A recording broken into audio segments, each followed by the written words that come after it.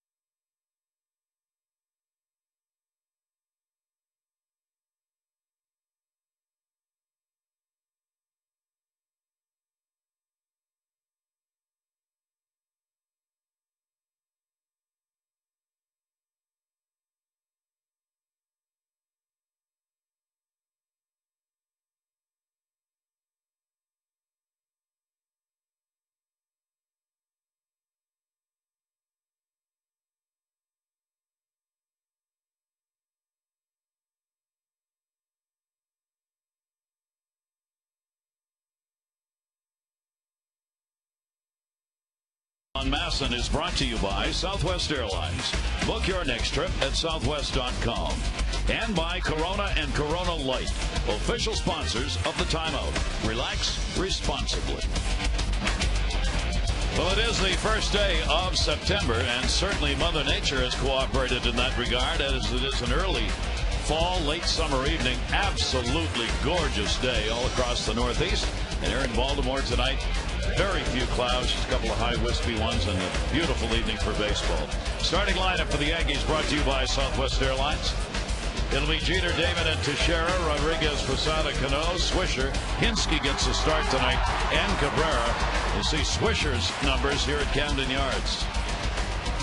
Now it's time for the PNC scouting report for David Hernandez. Fastball, slider, and a changeup. Last time he saw the Yankees, first time into Yankee Stadium, he pitched a very strong 6 innings. He got no decision, allowing just 3 hits and a single run. Arm side command is a real challenge for him as he spins off his front leg and drags that arm through. He's got to lead with his hand to get that ball inside. Derek Jeter goes after the first pitch and fouls it away. Jeter comes off one of the best months that he has ever had in his career, which is saying a whole lot.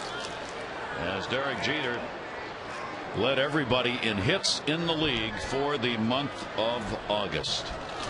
The delivery to him, a breaking ball taken down low. As a result, he's hitting .334, fifth in the league. So Hernandez will get tested early here with Jeter at the top of the order and a 4-game hit streak as well. 1-1 delivery to him, fouled it away. Hernandez gets ahead 1-2.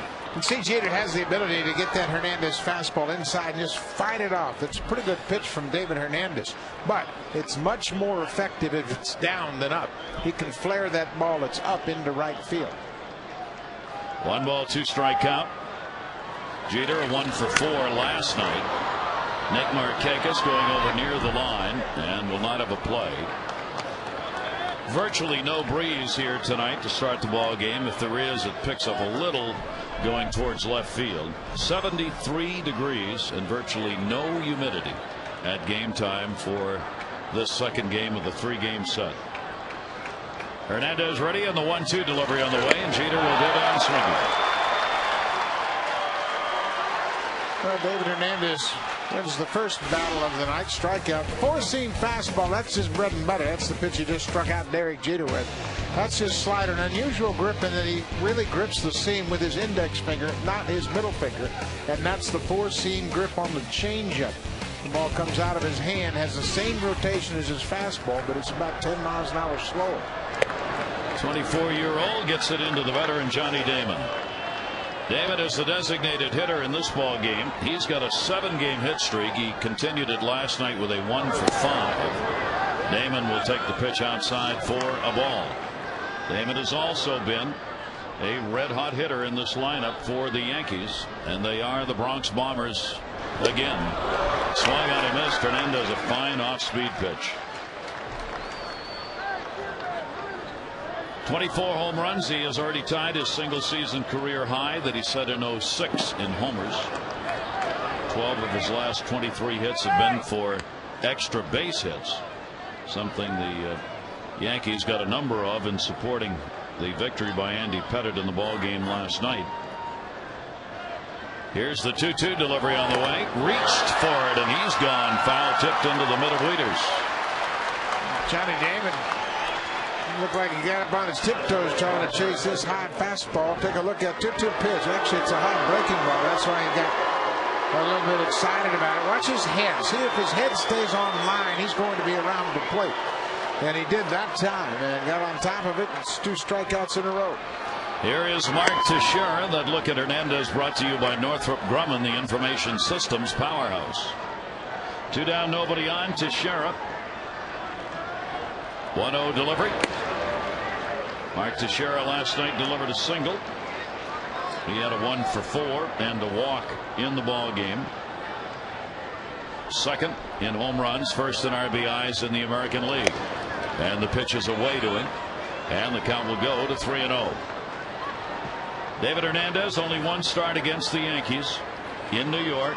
Gave up just the 1 run on 3 hits in a great 6-inning performance and was non-decisioned. He will issue the walk here. Mark Teixeira is on.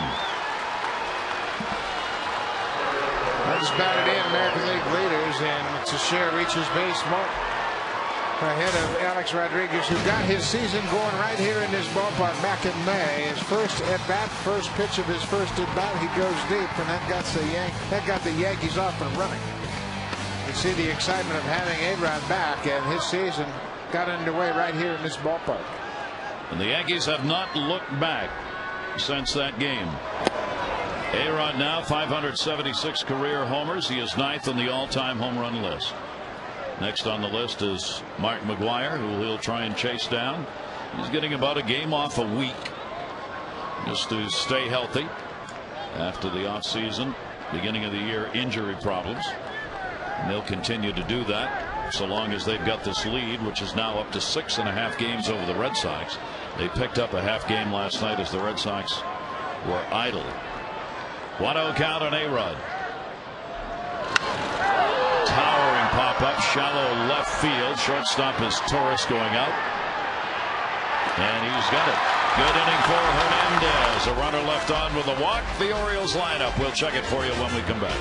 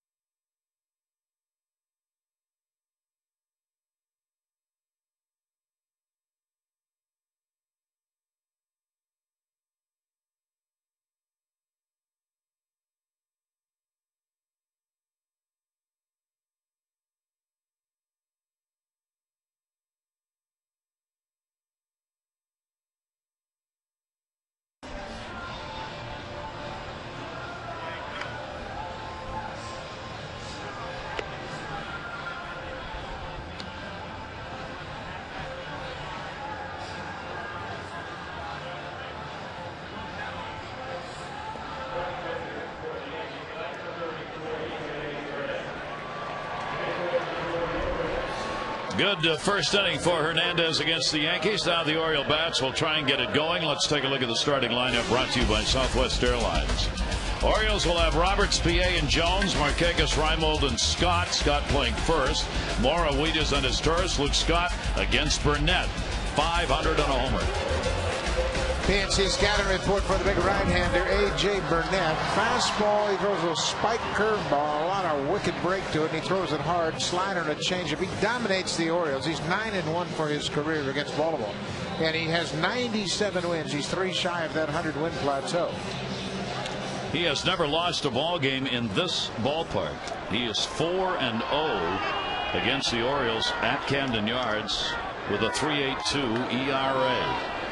The Orioles, again, as they did with Andy Pettitte last night, face a pitcher who has had enormous success against them lifetime. 2-0 this year. Brian Roberts stands in. He will take the pitch down low for a ball. Brian, a .265 hitter off Burnett, and has hit a couple of home runs off the Yankee right-hander. A-Rod is on the grass at third base. 1-0 delivery, and it'll be fouled away. 1-1. Now, A.J. Burnett doing a little groundskeeping on that mound. He kind of spun out in his landing foot there as he delivered that last pitch. Pulling spikes off a little bit. He's got a terrific arm. The ball just jumps out of his hand, and he gets a lot of torque going through his delivery, and he just lost his footing as he spun out on that foot and just kind of looked down and kicked it to dirt a bit. All the movement he has is evidenced by some really high numbers. 17 wild pitches and 9 hit batters. I mean, that's an astounding set of numbers for any pitcher at the major league level. Burnett's got him. 1-2 delivery. Brian Roberts to short. Jeter's got it. Well, a little bit different look defensively for the Yankees tonight. Swisher started in right last night. Tonight he moves over to left. Cabrera's in center. Kinski gets the start in right field. Jeter and Cano up the middle. They both have terrific defensive seasons. A-Rod starts tonight at third. Teixeira's at first. And Jorge Posada for the second consecutive night starts behind the plate. Joe Girardi looking to take the Yankees to the postseason. They certainly should make it. They've never lost this big a lead in their franchise history at this late a date. Felix PA. PA will take it for a strike on the inside corner. Certainly talking about hot bats. Here is one of them. He's got a 5-game hit streak, 8 for 19 during the streak. Continued it on Sunday against the Indians. And they haven't just been hits. He's hit some scorching extra base hits. Yeah, he's hit some home runs to the opposite field as well. And he's done a nice job. Terry Crowley's really worked hard with him to get him to have a little better plate discipline, hit strikes, not chase so many bad pitches. PA will take that one to left center field. He hit it good back near the wall, and he's got another one. Goodbye home run. Felix PA is just on a tear. And the Orioles take a 1-0 lead on his 8th home run.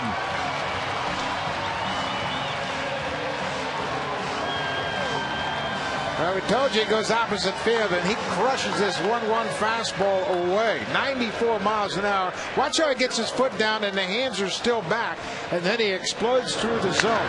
He has really quickened up his stroke, and because of that, he's keeping the ball more on the line, and he is hitting it with some authority. So the big home run, and the Orioles go on top here by a score of 1-0. And PA is really upset about something, and Dave Joust is screaming. That ball in the air to left center field, hit by Jones. That's going to be in the yard, and it'll be handled by Cabrera. I don't know if Burnett said something or looked sideways at PA or what, but I'll tell you, Dave Joust right there in PA, they had swords coming out of their eyes after he got back to the dugout. Yeah, I'm not sure what happened, but PA certainly didn't show up A.J. Burnett. He was running as if the ball was going to be a double. By the time he got the second, he broke it down. But Joust was hot. And PA turned around and looked out and was just as mad as Dave Joust was. Don't know who that was at, though. It may not have been Burnett.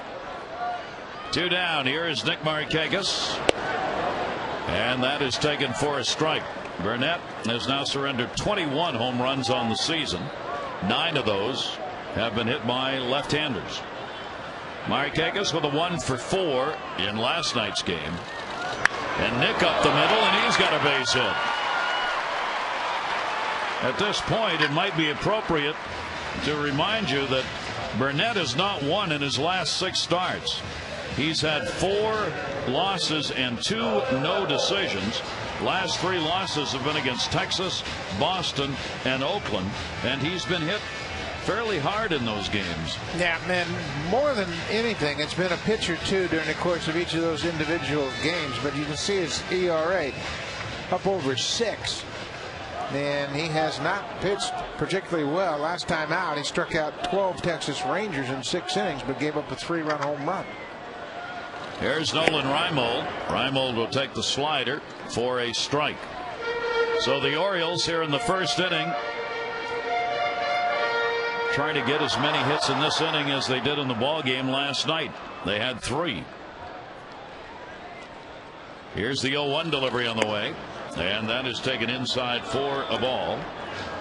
Reimold, 1 ball, 1 strike count. He is the designated hitter in the ball game tonight, with PA getting the start in left field. Reimold had an 0 for 4 and ended a 17-game streak in which he had reached base. Markakis back.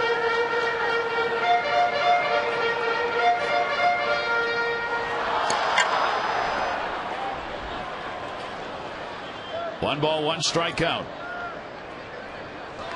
Couple of notes on last night on Pettit's performance. It was the 30th time this year that a pitcher has not allowed a hit over the first 6 innings of a major league game.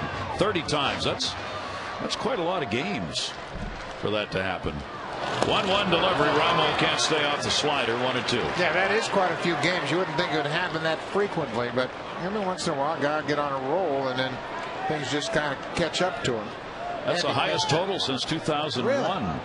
In any season. Boy, that's unusual. I wouldn't think it would be that unusual, but 30, I guess, is quite a few. 1 ball, 2 strike count. Reimold. Nolan a chopper. This is going to be a tough play. A-Rod guns it. Doesn't get him. Infield hit. Reimold. Markakis goes to second base. Well, 3 hits and a run in on the inning, and the inning's still alive. Reimold just chops this breaking ball right off home plate. Goes up in the air. Alex Rodriguez has to wait, plays the hop, and it's not in time. Reimold just outruns it. That'll bring up Luke Scott. This is the batter the Orioles want up against A.J. Burnett with 2 on.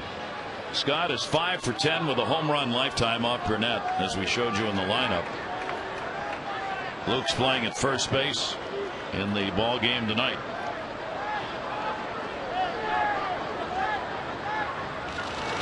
And that ball's hit hard to center. Cabrera's there, and he's got it.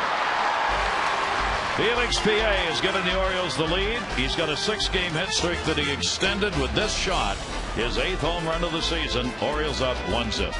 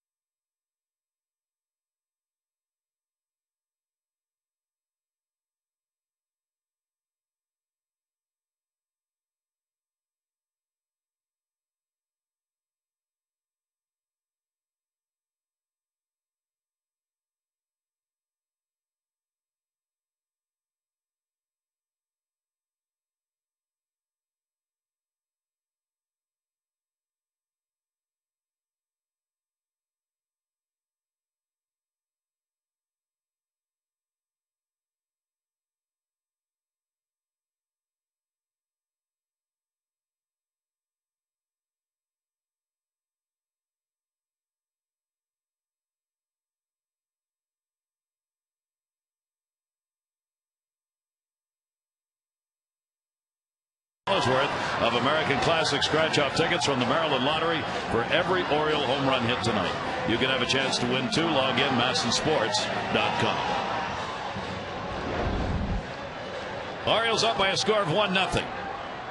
We're going to tell you a tale out of office. We can't show it to you. The names have been changed to protect the guilty. I want to hear how you're going to do this. Jorge Posada. The reason you are a lawyer, I know. The reason Chelsea and PA were upset is because after the home run was hit, A.J. Burnett turned and looked towards center field and spoke of the home run hitter in terms which are not appropriate for public television of any kind. But he was talking to himself. Yes, he was. He was not talking to Felix PA. He was not. He was just upset at himself. But he did refer to him in a way that would have upset PA's entire family, especially on the maternal side.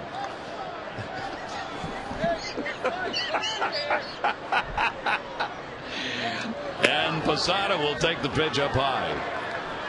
And that resulted in the reaction from the Oriole dugout. Yeah, and then the Oriole dugout got very upset, but I don't think Burnett was directing anything directly at PA. I mean, I have seen pitchers holler at hitters as they ran around the bases and they were hot, but he didn't appear to have any reaction toward PA.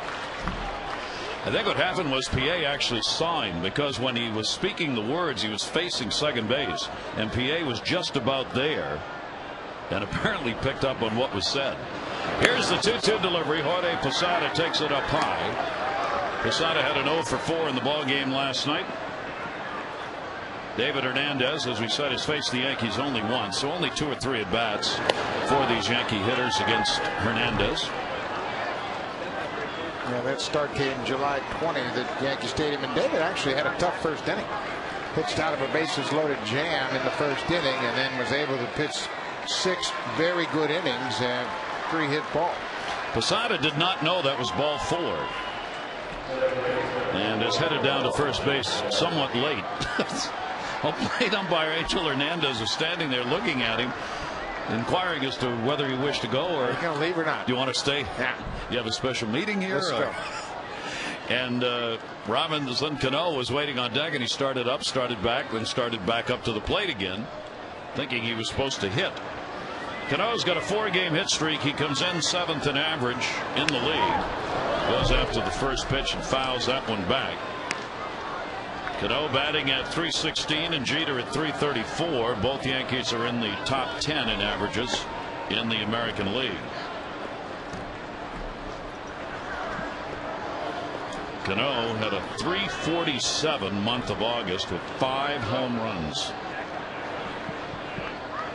0-1 delivery to him. Breaking ball in the dirt. Weeder stops it. Jorge Posada not going anywhere.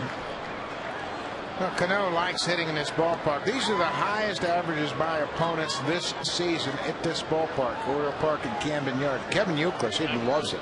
He'd just soon stay here all the time. But there's Nick Swisher and Robbie Cano among the top 10, and Cano hit .344. Swisher's hitting .500 for the season. And you get all those Eastern team players who have a lot of at-bats here in this ballpark. Here's the 1-1 delivery on the way, and that one is drilled way back and right, and goodbye, home run. So he picks up September the same way he left August, and a 2-1 Yankee lead.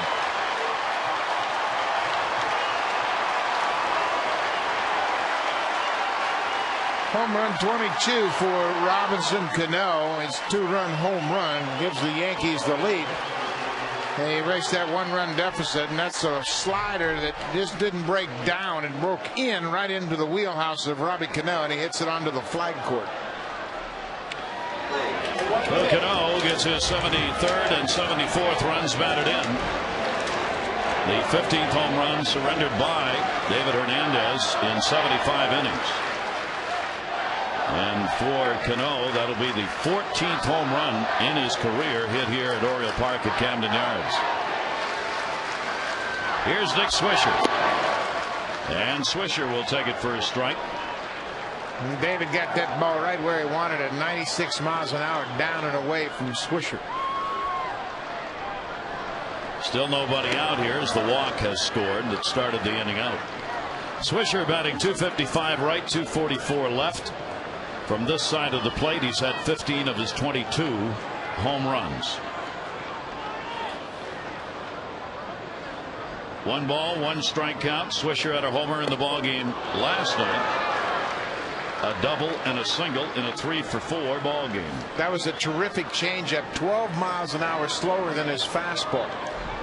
And we mentioned the grips. He throws his changeup with a 4-seam fastball grip. And because of that, it's got the same rotation, just not as fast. And obviously, Swisher was way out in front. Here's the 1-2 delivery. He'll ground that one to second base. Good location on that pitch. Brian Roberts gets the out one away here in the second inning. Hinske coming up. July 20th against David Hernandez at Yankee Stadium. Eric Hinske drives in the only run that Hernandez would allow, a solo home run. One of just 3 hits over his 6 innings of work. He got a no decision. The Yankees won 2-1 in the bottom of the 9th. Orioles have not won a game at Yankee Stadium. All 3 wins have come here at Camden Yards, with the Yankees leading the season series 10-3. Hinske will pop that one back, and there'll be no play on it. Hinske certainly made a big initial impact coming to the Yankees. He had 5 home runs in his first 20 at-bats. He was acquired from the Pirates on June 30 for a minor leaguer. 1 ball, 1 strike delivery on the way. Hinske can play all over the place, which makes him very valuable. Third base, he's played in his career. He plays in the outfield, left, right. He's a pinch hitter. Gives you a lot of versatility. Here's the 1-2 delivery to him. Hinske to first. That's going to go off the glove, covering Hernandez. Not in time. Scott could not handle a hard hit ball. Hinske is on, probably with a single. Yeah, that ball was hit right at Luke Scott, but it's a hot shot off his glove side. He gets a piece of it. By the time he locates it, it's too late to get Hinske. Sees the play running out of the box and beats the throw easily at first. And they're going to call an error. So it will be an error called on Luke Scott, allowing Hinske to reach. And here is Cabrera coming up. And that will be taken outside for a ball. Melky Cabrera also has got a hit streak of 4 games. Did not have a good August. Hit only .223 in the month of August. 1-0 delivery to him, and that's a ground ball. Scott will play it, goes to second, gets the out with his Taurus. Orioles and Yankees close out their 09 rivalry here tomorrow night at 7:05. Tickets start as low as $15. They are going fast. At your last chance to see the Birds battle the Yankees at Camden Yards in 09. 888-848-BIRD or Orioles.com for tickets. Well, David Hernandez needs to keep an eye on Melky Cabrera in this situation with 2 outs. Yankees have already scored 2 in this inning. They have a 1-run lead, and this is a time for Cabrera to gamble with Jeter at plate. Derek Jeter, a strikeout victim, his first time up. Cabrera, the decent lead and a look and a step back.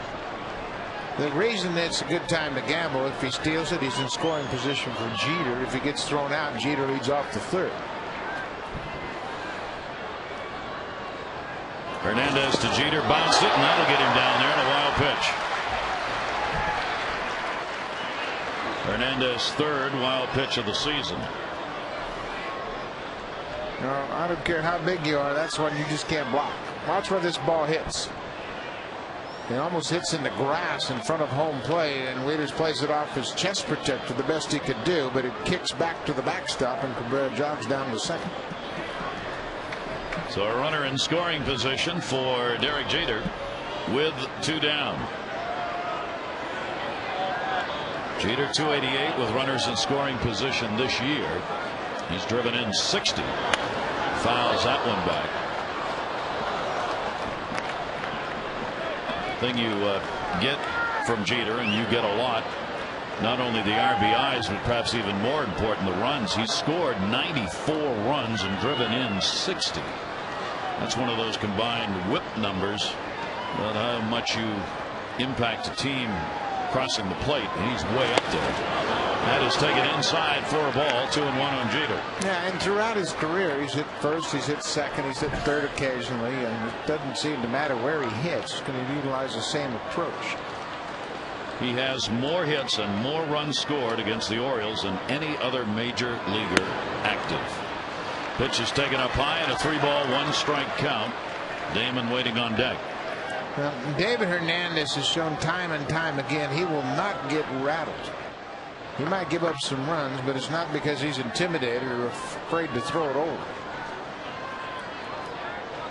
Runner off second, 3-1 delivery fouled away. Joe Girardi was very complimentary of Hernandez, relating back to the July start. You see the lowest opponent's batting average with runners in scoring position. Hernandez 202. Pretty impressive for a rookie. When you look at Eric Bedard, Jonathan Papelbon, and Zach Greinke, the only guys that are ahead of him. 3-2 delivery, and that's going to be up and in. And Jeter will draw the walk, and the inning will go on. That's 3 walks already surrendered by David Hernandez, and Kranitz is on his way out.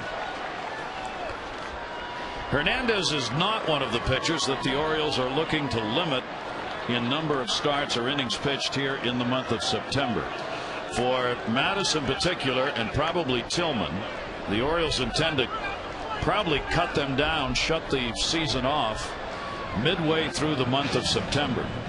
Andy McPhail said before the game, when I was talking with him, he does not want the young pitchers to be about 20% more innings pitched from what their highest has ever been. That's kind of a guideline for him. Yeah, and obviously you can understand it with Mattis and Tillman, especially with Mattis. You know, he's just a year removed from college. But David Hernandez has had 3 straight years of 140 innings. And no signs whatsoever of fatigue or soreness or anything that he's concerned about mechanically. So he will go on in the rotation without disruption. And he's big enough that you could jump on his back. He can carry 4 or 5 of us. He's a big, strong young man. 0-1 count. Damon, runners on at first and second base. Johnny Damon will take the pitch, and it is a strike. Damon, a strikeout victim, his first time up. Hernandez has thrown 140 or more innings each of the last 3, and he is at 131 2/3 combined this year coming into this game. 0-2 delivery. Damon down to first, fouls it off, and Hernandez out in front here with a 2-strike count on Johnny Damon. So if you give him that 20% criteria, he could be upwards of 170 innings and be well within the parameters. And he won't reach that if he pitches complete games the rest of the way. 0-2. Damon goes down swinging. Hernandez gets the strikeout, but the Yankees got a Cano homer, 2 runs off it, and lead it 2-1.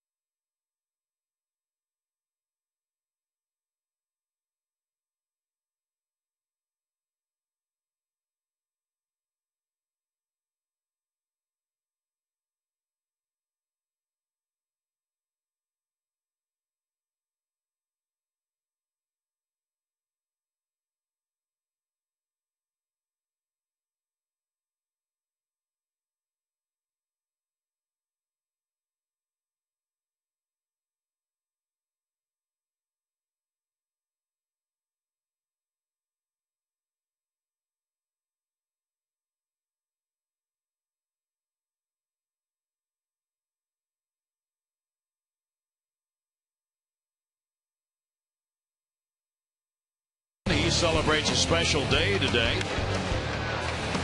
Melvin Mora picked up the home run in the ball game off Andy Pettit, the only one that the Orioles would get, and on this date turned a triple play as a shortstop, letting a fly ball drop in left field and turning 3 back in the year 2000. You don't get many of those, and Melvin had the foresight to realize he was going to be able to let a ball drop without an infield fly rule, and got them all. Outside of first base, and Teixeira will run out of room. Mora, Wieters, and his Torres coming up to the O's against A.J. Burnett. Against Burnett, Mora's gone 5 for 20 with a home run in his career. 32-year-old right-hander who was 10-8 on the season, looking for his 98th career win against 84 losses. The 0-1 delivery, Mora again into the screen with it, 0-2. Now, and again, Burnett starting to get more comfortable with his location.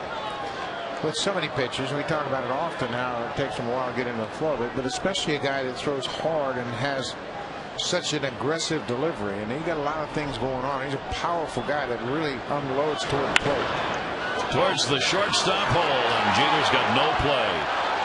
That will be an infield single. The Orioles get their 4th hit. This one a lead off in the 2nd inning. Now Derek Jeter, watch the jump at shortstop. He moves to his right, and this is a patented play for him to do that jump throw, but he didn't have a chance. Just too deep. Melvin Mora sliding in. No throw at first base. Leadoff base hit for Mora here. Melvin on, and that'll bring up Wieters. Wieters had an 0 for 3 in the ball game last night, and Burnett's pitch will be taken down low for a ball. Matt checking down at third with Juan Samuel. Wieters 210 right-handed, 308 left-handed this year. And Burnett will miss with that one, and 2-0. Yeah, and that's not unusual for a young switch hitter. And they have more success hitting as a left-handed hitter simply because you see many more right-handed pitchers. And in the minor leagues, you rarely see a left-hander. You just don't get that many opportunities to hit as a right-handed hitter. You might see a reliever here and there, but it's not that frequent that you're going to run into a whole bunch of left-handed starters. And we have seen a lot of left-handed starters this year in the American League. The Orioles have had left-handers lined up against them in many series. 2-ball, 1-strike count. Pettit, of course, the left-hander last night. The Orioles 20 and 29 against left-handed starters. Broke the back ground ball. Jeter won. And yes, they will get the out. Cano, says Lance Barksdale, was taking the ball out of the glove to make a throw. Well, you got to have an action of getting the ball out of your glove. Jeter goes to the hole. They get the lead runner. Watch Cano. I don't know if he ever had control of the ball when he goes into his glove. The ball kind of just hit the glove and came out. Barksdale says he had control of it. I don't think he ever had control of it. If you go into the glove and reach the ball, pull the ball out of your glove, and then drop it, that would count as a force out. And that's what Dave Tremblay is arguing right now to Barksdale, and obviously he's going to lose another one. Umpires don't change their mind too often, and watch Jeter as he throws a Cano over the bag, and it just came out of his glove too quick. He never had a hold of it. Yankees get a break on that one. Records the first out of the inning. Wieters now at first base. Is Torres batting 9th tonight after batting 2nd last night's game. He's had no success off Burnett. 1 for 12 off him. But his Torres certainly has had success on the season. Had a .263 month of August. And we'll chop that one foul at the plate, and a 2-strike count. You know, if Cesar Asturis were hitting .230, he'd be an asset, given how well he has played in the field. But he has been a real bonus and got some clutch hits. had some big offensive days. You look at his overall numbers, just 26 RBIs, but there's enough offense on this team not to need it at shortstop. 0-2 count. Wieters off first base. A.J. Burnett with one away. That's going to center, and that's going to be a base hit. 2 hits in the inning, 2 on and 1 down. The Orioles and Masson have teamed up to make those tickets even more affordable for the rest of the year. You can get Masson Maximum Access tickets, upper level of the ballpark, $1 for any remaining non-prime home game. Masson Maximum Access tickets. They are first come, first served. You got to get them at least 24 hours in advance online at Orioles.com. There are only a few dozen dollar tickets remaining for the weekend series with the Rangers, so we hope you'll go. Check it out, Orioles.com right now. $1 seats. Here is Brian Roberts, 2 on. Orioles down a run. Roberts takes the strike, lined out his first time up. Leadoff batter RBIs. He certainly has a chance right here with Wieters at second base. He and Kinsler has 66, and right behind him, just 4 back of Brian Roberts, ahead of Derek Jeter. Brian just 4 for his last 32.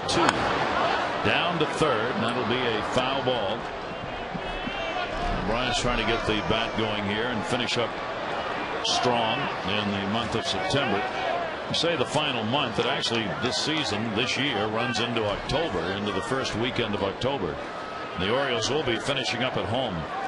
For the O's, kind of a hellacious road trip coming in light of the way the season's gone. They've got to go to Toronto, Cleveland, and Tampa Bay in a 4-game set at Tampa Bay. Then they come home for the final 3 games against Toronto. Those will be in October on the 2nd, 3rd, and 4th, Friday, Saturday, and Sunday. 1 ball, 2 strike count on Roberts. Burnett's got Wieters at second base, Torres at first.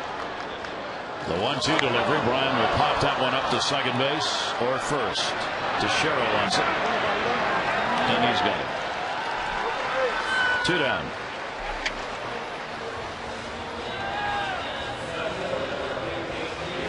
Felix Pierre steps up with 2 on, 2 outs. First at bat against A.J. Burnett with 1 down in the first. He goes opposite field for his 8th home run of the season. He has done a terrific job. 5 home runs in his last 8 games. And now a 6-game hit streak for PA with the homer. And that's going to bring Jorge Posada out to go to the mound here. Now these two have had their problems getting their heads together from time to time. In Boston, A.J. Burnett visibly upset throwing a pitch to David Ortiz when Posada was catching. They said it's no problem. They covered it up in the appropriate fashion. PA with a big cut with the homer. PA is now 3 for 6 lifetime off A.J. Burnett. Obviously for PA a big month. He wants to go out with the guns a-blazing, if not for the Orioles, then for somebody. And he wants to play next year and put up the kind of numbers that'll have people looking. Burnett with the 0-1 delivery to him, and that'll be an inside-out pop-up. Rodriguez over, and he's got it. No runs, 2 hits, no errors, a couple left on base. Orioles have stranded 4 through the first 2.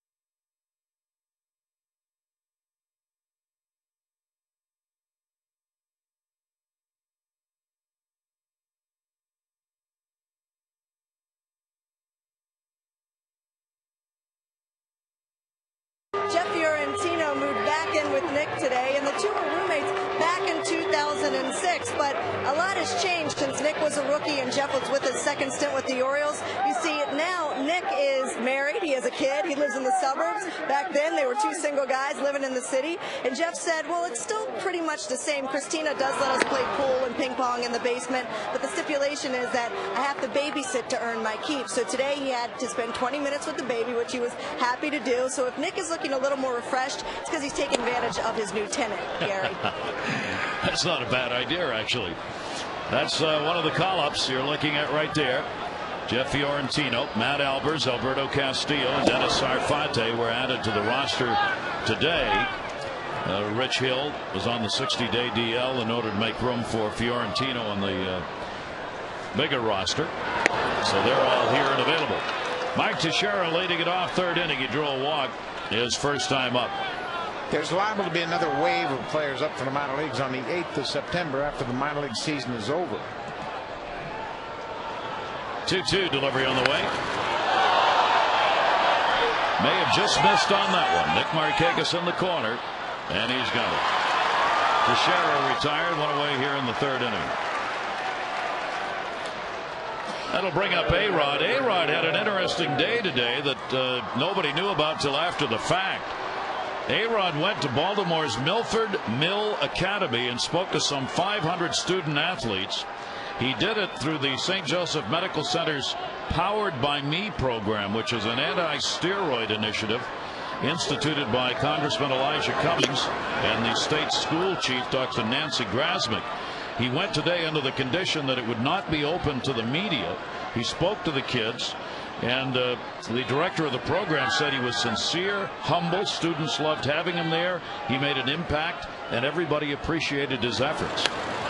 And apparently he asked to go. He contacted Cummings' office, according to the report in the Baltimore Sun online today, and asked if he could become involved in the program somehow.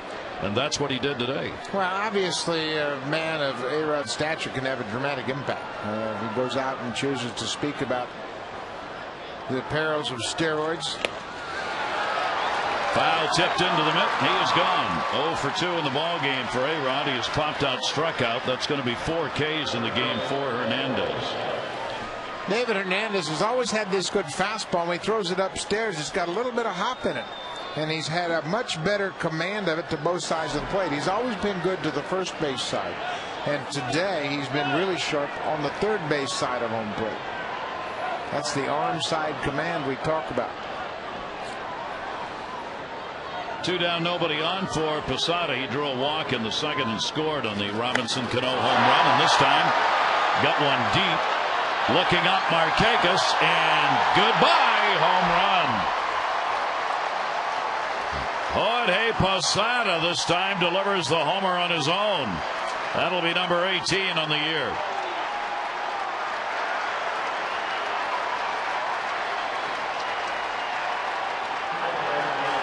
Well, take a look at Matt Waiter's target here. He's going to set it on the outside part of the plate and misses on the inner half and basically stays over on the inner half. Posada got underneath it, but hits it far enough to get it up onto the flagpole. So the Yankees, who have used the long ball all year, continue to do it here. They extend their lead to 3-1.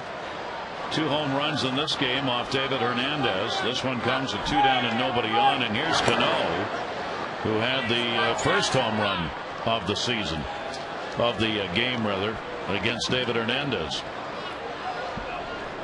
Where the Yankees have really pounded it out, and everybody talks about Yankee Stadium, the new home run yard, and it's true. They've hit 117 home runs at home, but they've also hit 87 home runs on the road. They've out-homered opponents 87-69 away from Yankee Stadium. Adding 2 more to it here tonight. 2-0 count. 2 down, nobody on. Hernandez pitch will miss outside, and Cano's ahead on the count 3-0.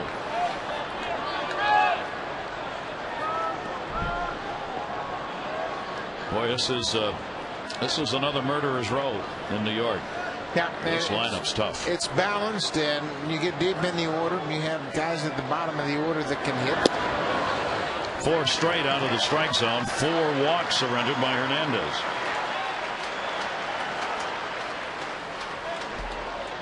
That's the one thing that'll really cause you problems against the Yankees is they're so patient, and they know they have protection behind them. It's not as if 1 or 2 guys in this lineup have to carry the offense. They don't look to Teixeira and A-Rod every single night and say, you got to hit for us to win. Yep. Hernandez has not walked more than 4 in a ball game. He has done it now for the 3rd time this year. You see the home runs, 204. The only team in the American League beyond over that 200 mark. Texas not far behind. And then a big drop off to the Red Sox.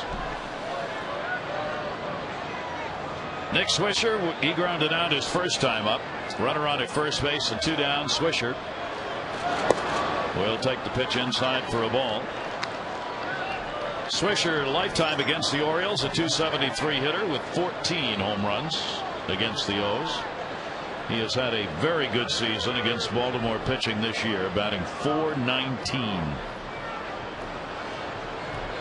He's got 13 RBIs against the Orioles, and that one Markakis will have room for, and he's gone. But a home run by Jorge Posada, the second for the Yankees tonight, has added to the lead. The Oriole bats coming up trailing 3-1.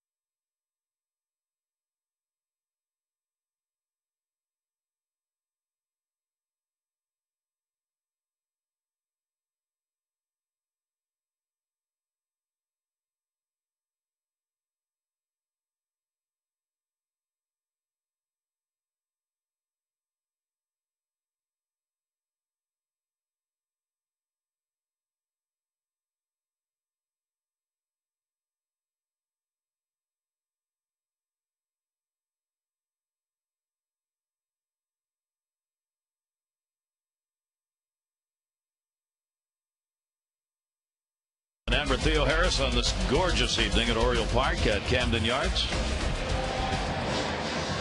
It is a 3-1 lead for the Yankees. Texas beat Toronto this afternoon by a score of 5-2. They've got another game to be played, a doubleheader. How about that one last night?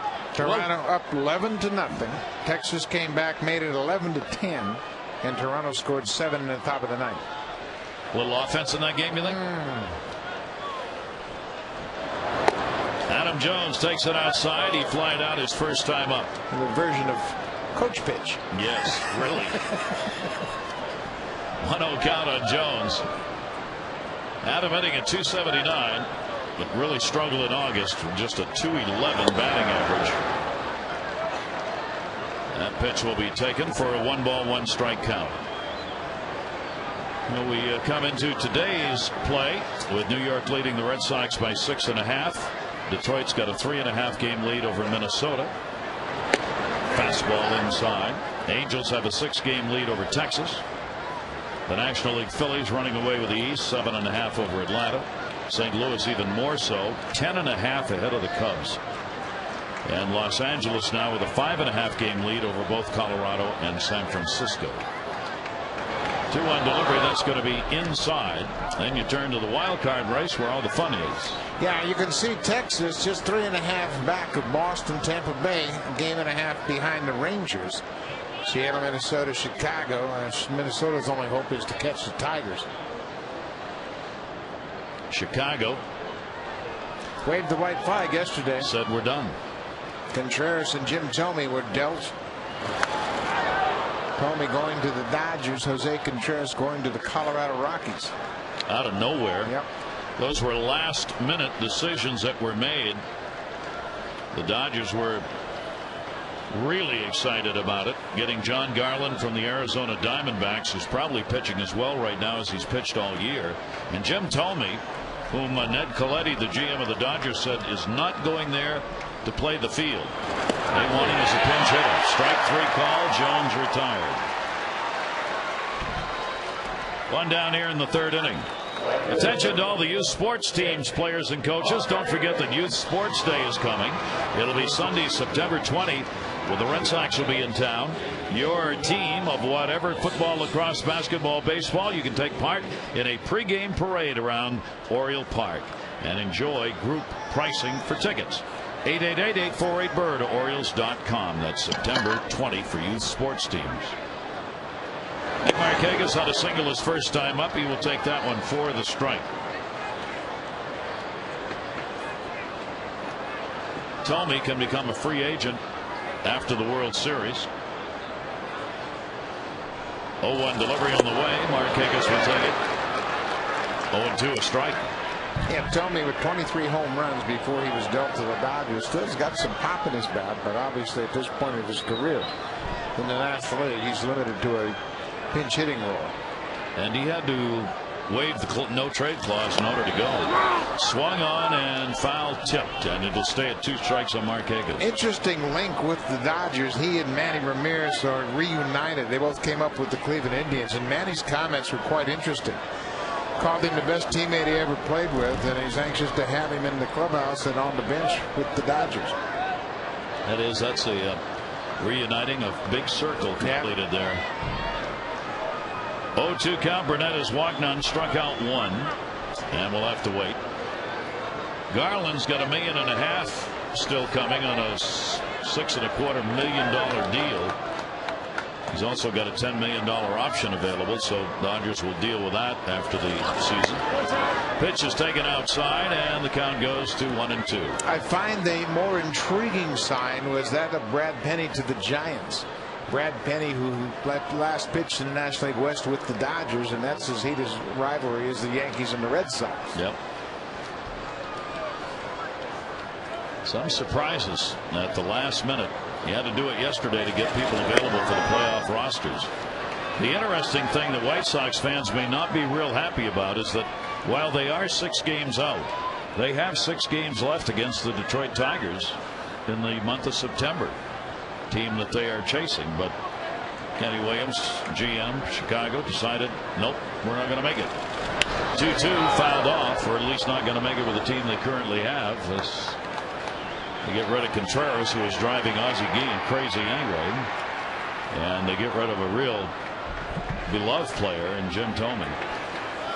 Well, in the one trade they made, Alex Rios has 1 home run, 3 RBIs in 15 games.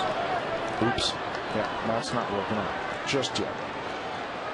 2-2 count. Markakis and Nick battling here against Burnett. Markakis is 9 for 30 lifetime against Burnett. Orioles down here by a score of 3-1, bottom of the 3rd inning. PA with a home run for the Orioles. Cano a solo shot, a 2 RBI shot, and Jorge Posada the solo homer, accounting for the 3 runs to the Yankees. 3-2 delivery, and that'll be fouled off. It'll stay full.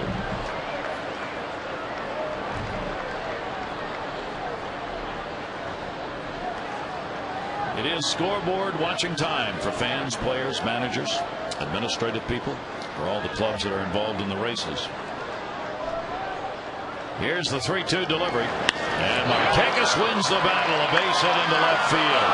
Swisher Gets it back in after doing the somersault roll out there. Markakis is 2 for 2. What a play by Nick Swisher. He can smile about it now, but that ball really took a wicked hop on him, and he was able to react. Watch this ball kick to his right. He's got to dive to glove it to make sure Markakis can't get to second base. And that was a heck of a play. That ball had a lot of spin on it, really kicked to his right. See how that plays out in the inning. So that goes by him, and Markakis is at least a second.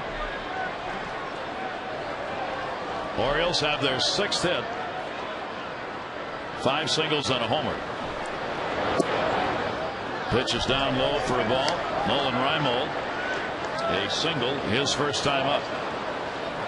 Reimold checking with Samuel at third base. Orioles getting some runners on here against Burnett, now looking for the big hit. 1-0 delivery. Slider is going to miss outside. Reimold has hit only 190 against the Yankees on the season, 4 for 22. One of the hits a home run and 1 RBI against Yankee pitching.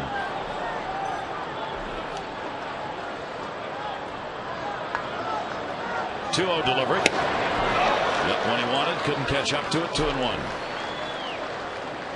And got a little bit behind that fastball, but he had the right mindset. Hit something up, something you can see, and let it loose. 2-0 swing. He was just a tad late. Burnett comes in 8th in the league in strikeouts. He's got 153.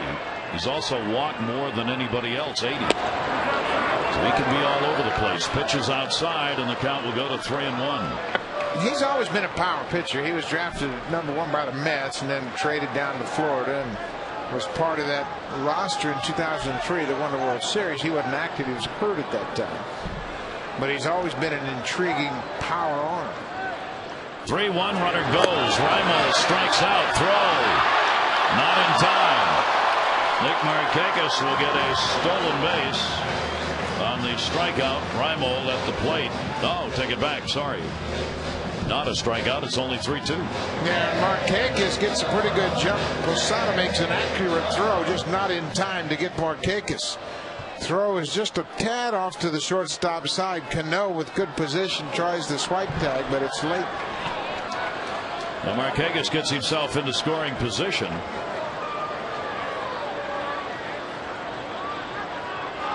And Reimold pops him up. That'll be back behind the screen. The count will stay at 3-2. Markakis 5 out of 7 in stealing bases. Reimold was trying to protect him on the big cut he took. The Orioles have the potential tying run at the plate.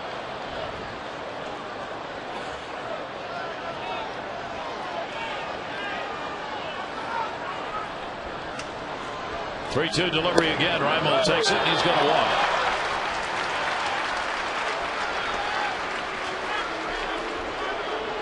Well, he continues to have one of the best eyes on the Orioles team, knowing that strike zone. Nolan Reimold. Yeah, he's shown an awful lot of plate discipline for a young hitter. He's got some power, and the tendency is for young power hitters to expand the strike zone, but he hasn't done that, and he's gotten big walks in key situations. He felt with 3 strikeouts last night. 2 of those came on pitches that were ball 4.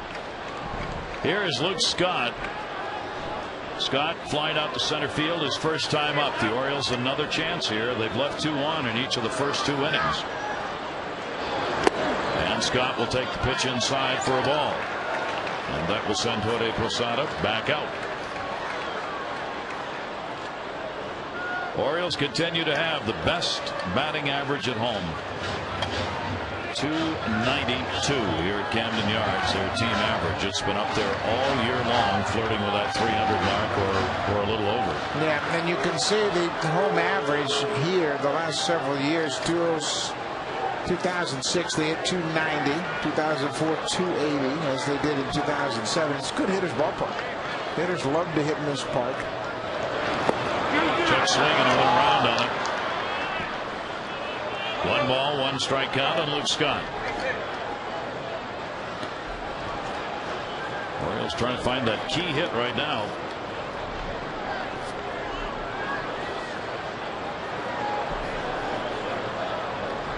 Markakis off second base. He had a single. Reimold off first. He had the walk.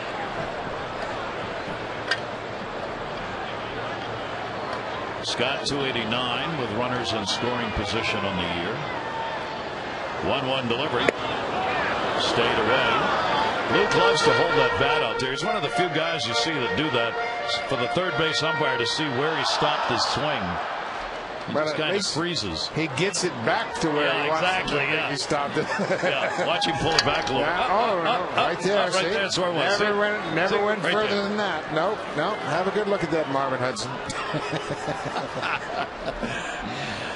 2-1 delivery on the way, and that is outside. And Burnett with a 3-ball, 1 strikeout. Burnett living dangerously here early in the ball game, with the Orioles picking up the 6 hits off him. A walk, couple left on each of the first 2. Now Luke Scott in a hitter's count here with 2 on.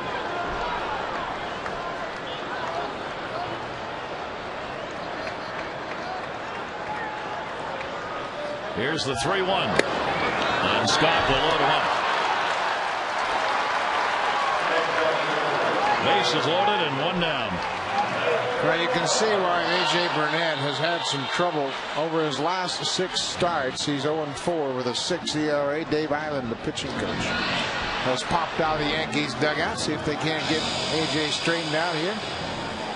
Chance for the Orioles to get right back in this game. Hit into that bullpen early. One thing to remember is that this roster now has expanded as the September date has arrived. Looked like a pretty stern little conversation with A.J. Burnett right there.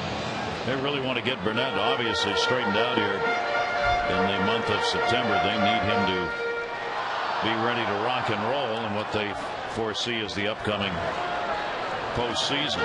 Markakis at third base, Reimold at second, Scott at first, the latter 2 with walks. And this all began with 1 out when Nick Markakis had a very good at bat, fouling off tough pitches, and finally got the base hit to left field. Melvin Mora had a single his first time up. Ground ball to third. That is going to be a base hit. That will score Markakis. That will score Nolan Reimold. Throw to third, not in time. Mora down to second, and this ball game is tied at 3. Oh, what a clutch hit for Melvin Mora. They had Burnett on the ropes, and they cash it in. Mora with his second hit of the day drives in 2. Inside fastball. He turns on it, opens up the hips, and just throws the barrel of it.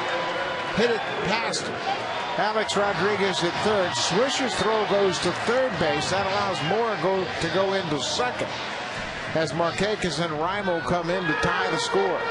37 RBIs on the year for Melvin Mora. Now Matt Wieters with 2 in scoring position. Still only 1 away. Wieters can give the Orioles the lead. Takes it in the air to left. It is not deep. Swisher, runner tagging. And the throw. And a good move not to send him. Would not have been a chance on that one for Luke Scott. So Wieters unable to get it in with 1 down, and they're now 2 away. You can see Scott tagging up right there. Samuel has told him bluff but don't go.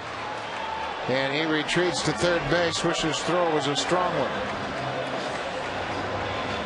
So that will leave it up to Cesar Torres. As Torres had a single his last time up. 276 with runners in scoring position for him. Boy, a base hit right here could drive in 2. Melvin Mora at second base, even though not fast, he'll be going on contact here with 2 down. As Torres on a cut, strike 1. With the base hit by Cesar's first time up, it's 11 hits and 52 at bats. That's a little bit under the 200 average since August 17. Now he'll try and pick the offensive pace up here in September. Timeout asked for by Jorge Posada.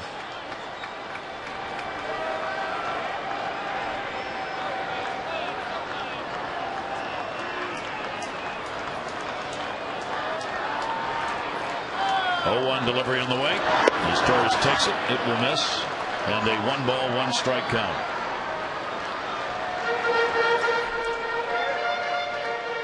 The left-handers are hitting only .211 off Burnett. I mean, a very low average. Right-handers .273. So lefties have had a distinct advantage off him. That one down to first base. Teixeira's going to handle this one, and Burnett works his way out of the inning. The Orioles, though, on the Mora single, get 2 RBIs and have tied the game up at 3.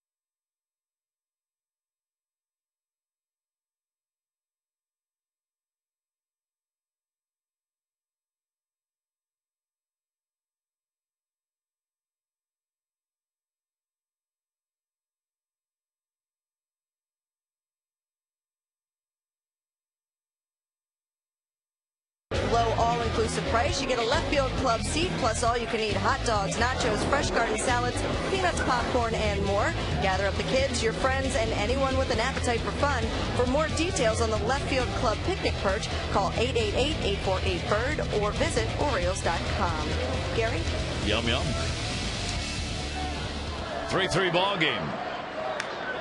And that'll be fouled back by Hinske, who reached on an error his first time up. So David Hernandez. 4 walks, 4 strikeouts, 1 wild pitch. But right back in the game with the offense tying it up with a Mora base hit. 3-7-1 for the Orioles. 3-2-0 for the Yankees. Yankees have had just the home runs, but the walk to Jorge Posada, one of the runs has crossed the plate. Breaking ball inside.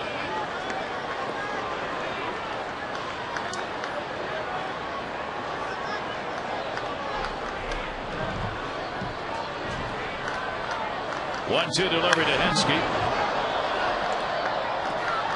Had him late on the fastball. After throwing that slider inside, he came back with a fastball, and Hinske was a tad late.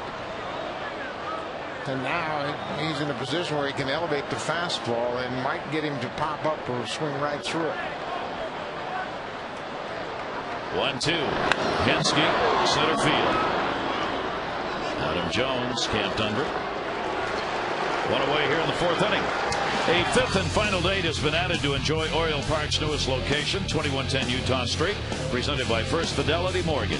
Team up with Nick and Adam and their fans Saturday, October 3, just $21.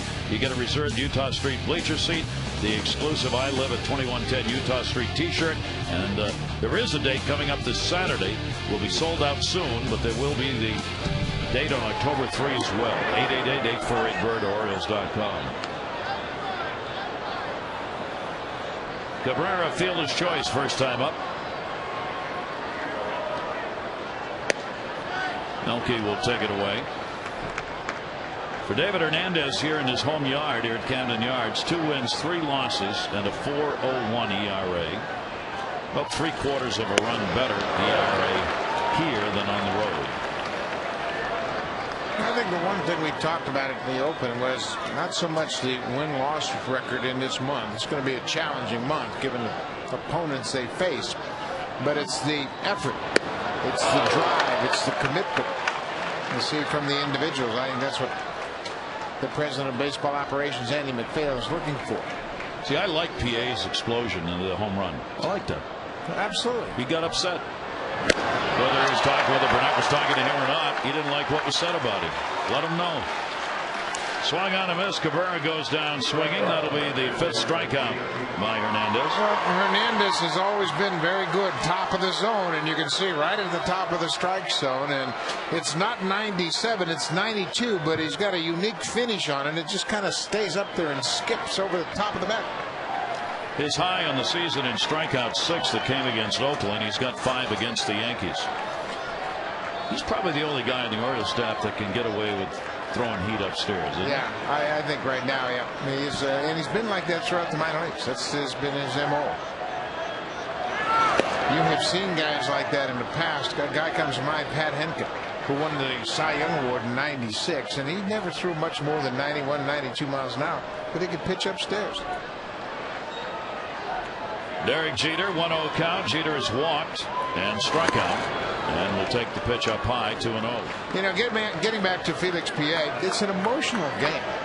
I mean, he's just trying to do his job. He hits a home run, and in fact, he thought that it was inside the park because he was running as if it were going to be off the wall, and he didn't break it down until he got to second base. I like emotions. I think it should be. You should show emotions. It's a fun game. Absolutely. It's supposed to be competitive, and you're supposed to be up and ready to play, and PA was doing that. And one professional doesn't use that term about another that Burnett mouthed, even if to himself. Pitch is taken up high, 3-1. We have all thought that. I have never thought that about you. You know what I mean? See? I've never thought that. But you get out there, and in the heat of battle, you get frustrated, and you know things happen, and you wonder why did that happen? That shouldn't have happened. He shouldn't have done that, but he did. Yep. 3-1 delivery on the way. Jeter down the line. And that's the beauty of baseball. You know, baseball, unlike any other sport, there are no physical limitations to how big you have to be, or how fast you have to be, or how hard you throw. Any given night, you know, David Eckstein can take you deep. Or you can strike out big, strong guys and just mow them down and never really have any concerns. Yep. Beauty of baseball. Jeter waiting. An Oriole fan apparently threw the ball back on the field. And all the Yankee fans are standing up and wanted it. They didn't get it. 3-ball, 2-strike count. Jeter takes it and is on with a walk. 5 walks. Can't win without. Well, no, and it's a 2-out walk. I mean, those are the ones, too, that really complicate matters, especially even though it's Derek Jeter. You got Johnny Damon now, who's the left-handed hitter behind you. It's just called managing the lineup, knowing where you're at, knowing what the score is. 5 walks is a new high for David Hernandez in a ball game. Johnny Damon takes it up high for a ball. Damon has struck out twice. 2 down, runner on, ball game tied, 3-3. Wieters up.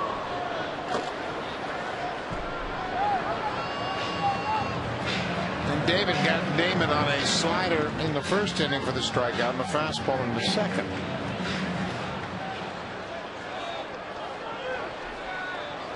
Yankee team has picked up 5 walks and 5 strikeouts. Throw over and Jeter back. Ball almost got away. Luke Scott having to get out on both knees to block that and make the catch. Yankees have struck out the fewest number of times of any team in the American League. They have also drawn the most walks. And they have hit the most home runs. So what do you have tonight? 5 walks, 5 strikeouts, and all 3 runs coming on homers. 1 ball, 1 strikeout on Damon. 1-2.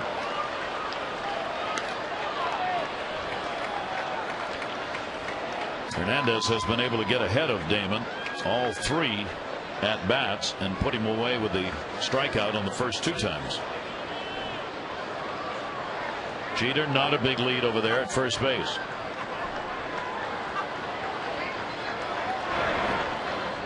Nevertheless, he didn't have a very big lead, but David had it in his mind. He was just going to make sure he didn't get a big lead.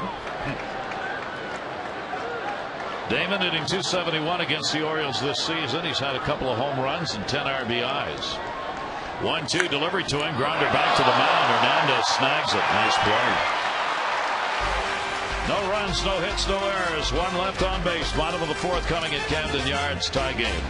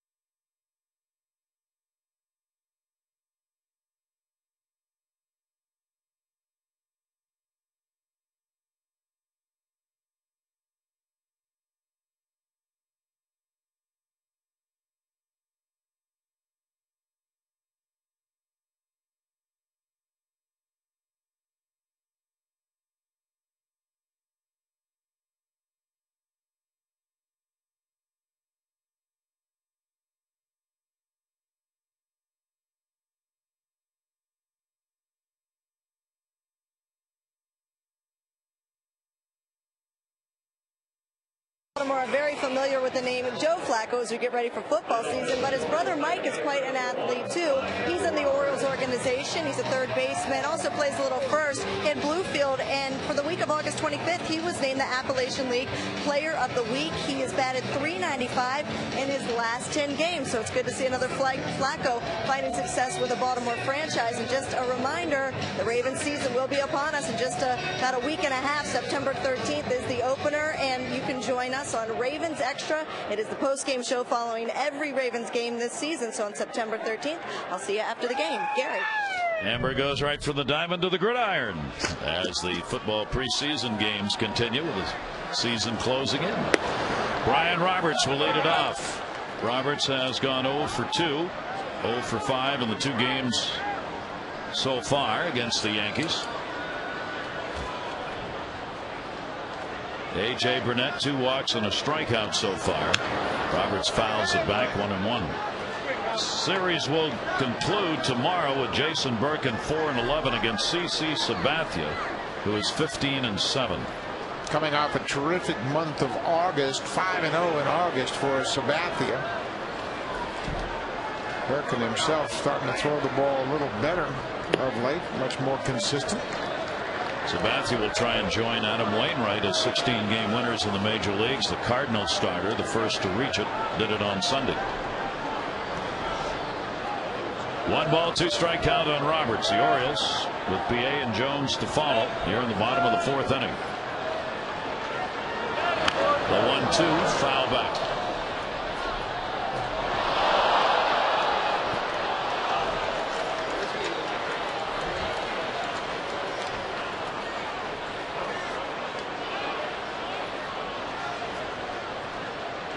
Burnett has only thrown 67. I say only because watching the game, I think you'd guess he'd thrown more than that. There have been some pretty good at bats. Nick Markakis fouling off some pitches. 1-2 delivery. Breaking ball taken down low, but he hasn't issued the walks here, only 2, and he hasn't put the strikeouts up he usually does, with only 1 so far. He's got 159 in 168 innings. Yeah, and it's been kind of a struggle, and that's why you would think that the pitch count would be higher than it actually is. But when you think about it, just the 2 walks, and he's been able to minimize the damage of 7 hits. Here's the 2-2 delivery to Roberts. He'll take it on the inside corner. Add another K, 1 down here in the 4th. This looks like it might have been a changeup. Well, it was a fastball inside. He threw that fastball with 2-seam grip and got the inside corner. That's why Roberts kind of froze on him. Felix Piet delivered the long ball, his 8th of the year in the first inning. And he will foul that one back. First run on the board for the Orioles and their early lead. The Yankees would then go up 2-1, then 3-1, and the Orioles tied it up in the third, 3-3. Piet getting his first home run against the Yankees on the season. 5 hits, 20 at bats against them, and this time he tries to bunt his way on and fouls it back. He had A-Rod back and moved over towards short, so if he had gotten it down to third, he would have had one. Yeah, obviously hitting in the 2 spot, that's always a good idea if you sense that you can get on ahead of Jones and Markakis. We're taking a shot. Burnett with the 0-2. In the air to center. Cabrera. 2 down.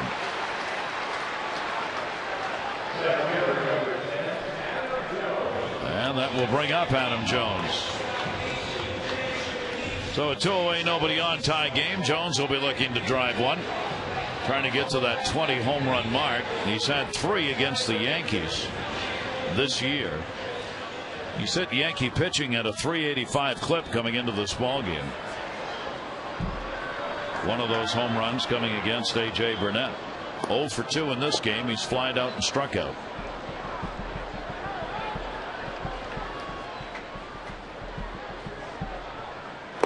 And Burnett outside with it for a ball. Doing the 360 as he finished his delivery. Yeah, he really came out of his delivery there and missed badly to the first base side of home plate. Jones will take this one inside, and the count goes to 2-0. Adam gets to the hitter's count. Burnett's first outing this year was against the Orioles in an 11-2 win. He gave up a couple of runs on 7 hits. Faced the Orioles again on July 22. 2 runs on 6 hits in that one, and got the win. 2-0 delivery on the way. Jones to second base. Cano. And Burnett will retire the side in order. 4 complete here at Camden Yards. David Hernandez back to work.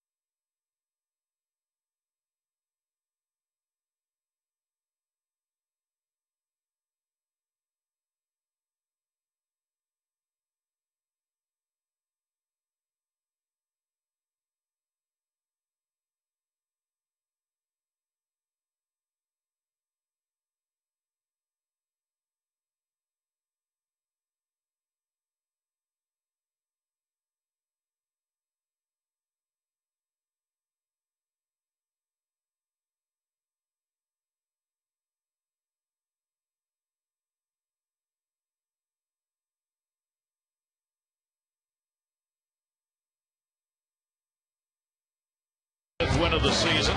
Second start against the Yankees. First one was a good one, but he was non-decision.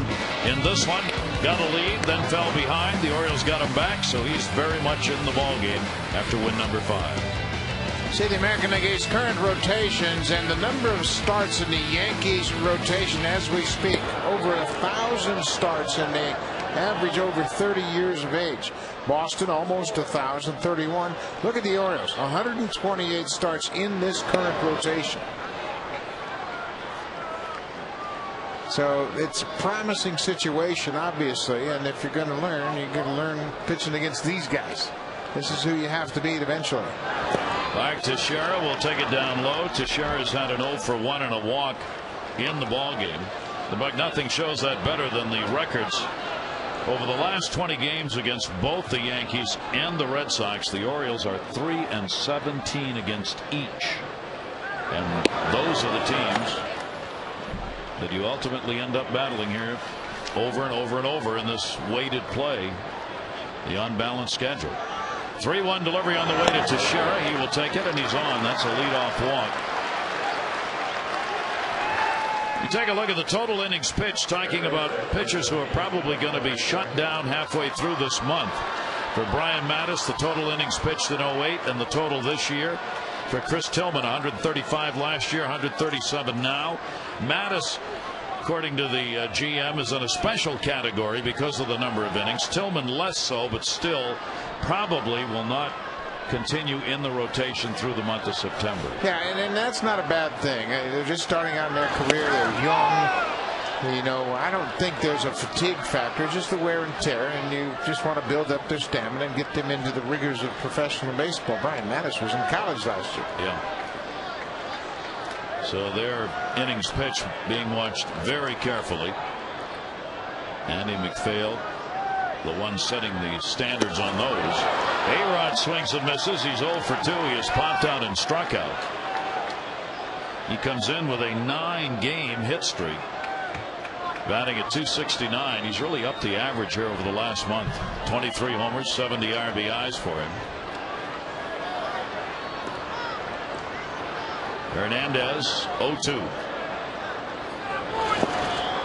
1 ball, 2 strike count. When you look at this lineup, we have talked about the fact that when you're pitching to a lineup like this, there just aren't any rest spots. You just have to be focused on every batter and pitch them aggressively. I don't mean pitch defensively, but aggressively, and just kind of go after them and make good quality pitches. Runner on first, 1-2 delivery. A-Rod's only had 6 hits and 32 at bats against the Orioles this year. He has had 2 home runs, though, and amazingly, with that average around 200, he still has 8 RBIs against the Orioles on the season. 2 ball, 2 strike count. Teixeira off first, and swung on and missed. Got him again. 6 strikeouts. Hernandez. Good old country hardball. He rears back and throws that 94 heat out on the outside part of the plate and just overmatched Rodriguez. You can see he swung underneath. That ball just has that little extra carry on it. It just has a little kind of a skip to it that a lot of guys can't square up on. So Hernandez continues to equal his walks and strikeouts. 6 walks, 6 strikeouts in the ball game, up to 87 pitches. Jorge Posada's walk and a home run. His 18th came in the 3rd inning with 2 down. Now this ball game tied at 3, and still just 2 hits off David Hernandez by the Yankees, the Cano and Jorge Posada homers. Runner at first, 1 away. You're looking at this lineup. You got in the middle of this order 4, 5, 6 Rodriguez, Jorge Posada, and Robinson Cano. Saw a note today. What would you think would be the best 4, 5, 6 hitting group in the American League coming into today's play? 2-0 delivery up high. 4, 5, and 6. It's not the Yankees. It's not the Yankees. The Angels. It's the Angels. Yeah. With Vladimir Guerrero, Juan Rivera, and Kendry Morales in the order, they have been red hot. They had an 8 for 13, 3 home runs, and 7 RBIs last night in their ball game against Seattle. On the year, they're hitting .311 as a group, 293 RBIs, 88 home runs, which is 1 shy of the Phillies total for the middle of the order. 3-1 delivery on the way. Jorge Posada will take that one. 3-2. Kendry Morales is going to get a lot of MVP consideration. Jorge's bad at bat. He's had a bad counter tonight. He thought he had ball 3 and he stayed at home, and now he thought he struck out tonight. Now watch him. He's going to go back. This is strike 2. Oh man. Hey George, hold it. Wait, it's 2. Go back. What? Okay. Okay, got it. I got it now. He lost his counter. Look at Angel Hernandez going, where are you going? You've had enough? Want to hit some more. Look at Jeter. 3-2 delivery. And he fouls it off at the plate. You can smile like that when you're 6.5 games up in the division lead. Yeah. And the catcher forgets the count. And you've been teammates forever. Yeah. And Jeter will give it to him because earlier he wanted to stay at home on ball 4. Look at Jeter.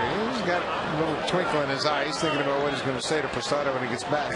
He's also asking to be judge at the next Kangaroo Court. And with a 3-2 count and a runner on, Wieters asks for the timeout and heads out.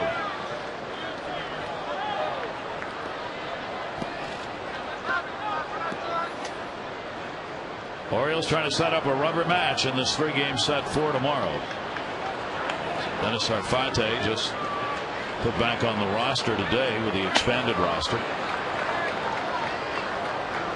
3-2 runner goes in the air, left center field, way back and off the wall. Goodbye home run. Well, I guess that extra strike mattered. Posada's got his 19th homer, his second of the game, and a 5-3 Yankee lead. Opposite field power. Looks like Felix Pierre might have banged his elbow up against the top of the fence. Fastball away, and Posada drills it to the power alley. Look at Felix go up on the fence and hit his elbow on top of that fence.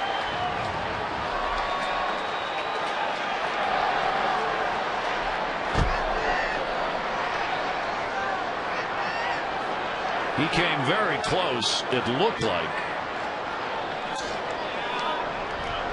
to getting to it as he was reaching into the seats. He jumped so high. Ode Posada now with 4 home runs off the Orioles this year. You see how he reached up there and that forearm came down on top of that fence and hit the top of the fence, not necessarily the side of it. Another look at it as he reaches up and the ball looked like it was in the seats.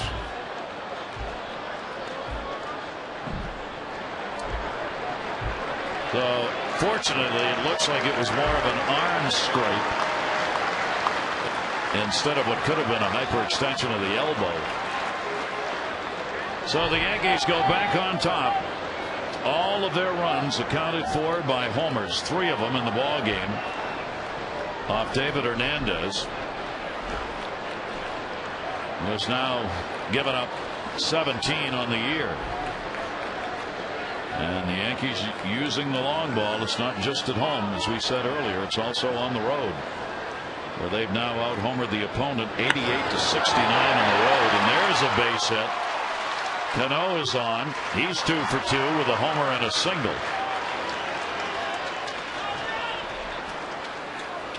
First pitch changeup, Cano timed it perfectly and just kind of served it into center field.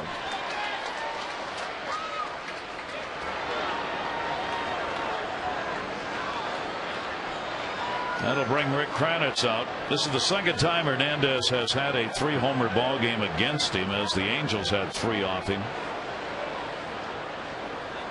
Well, you can see he had a pretty good first inning, and then the pitch count jumped to 29 in the second. That's when he gave up the walk and a 2-run home run to Cano. Yankees have out-homered the Orioles this season 28-17 on the year. This is the 14th game, so the Yankees are hitting 2 home runs a ball game against the Orioles.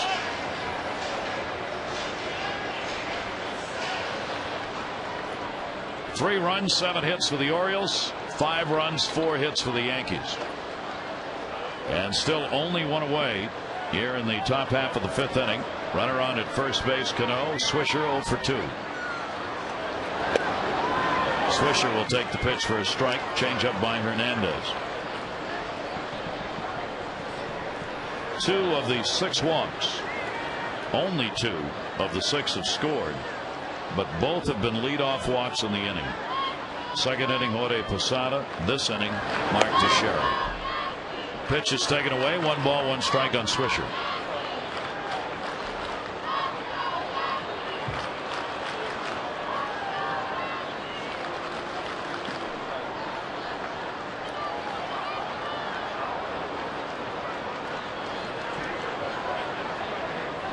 Not a big lead over there. Cano back to the bag.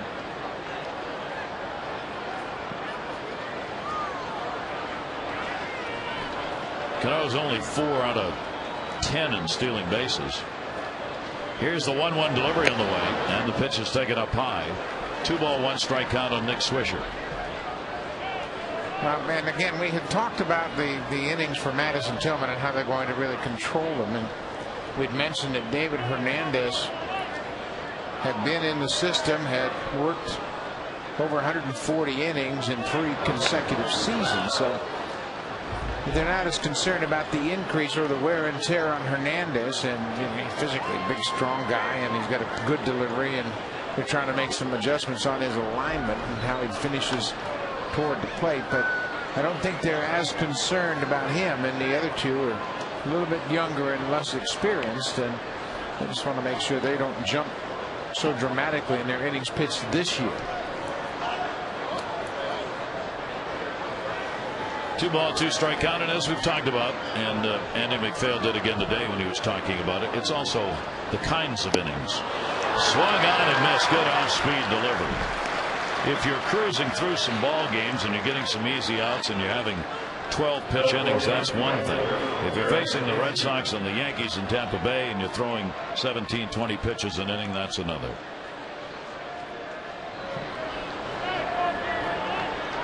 Two down. 7 strikeouts now for David Hernandez. Henske has reached on an error and flied out. Cano back.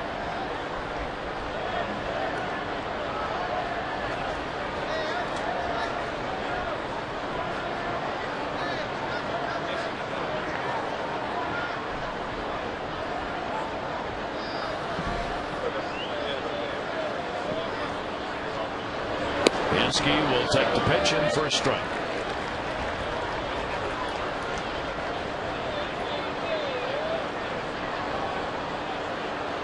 Cano keeps meandering around over there at first base.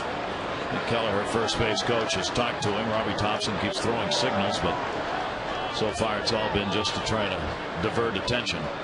Here's the 0-1 delivery on the way. Henske takes it down low, 1-1. Yeah, they're not going to run much in this situation, especially with Cano. Not that they think this game is over by any means, it's just a 2-run game, but with Henske hitting, and he's homered against Hernandez earlier in the season, I think they just as soon keep that hole on the right side for Henske. Check swing. Setting one around on Angel Hernandez. There's no appeal to that. The home plate umpire calls the check swing a strike. That's the end of the story.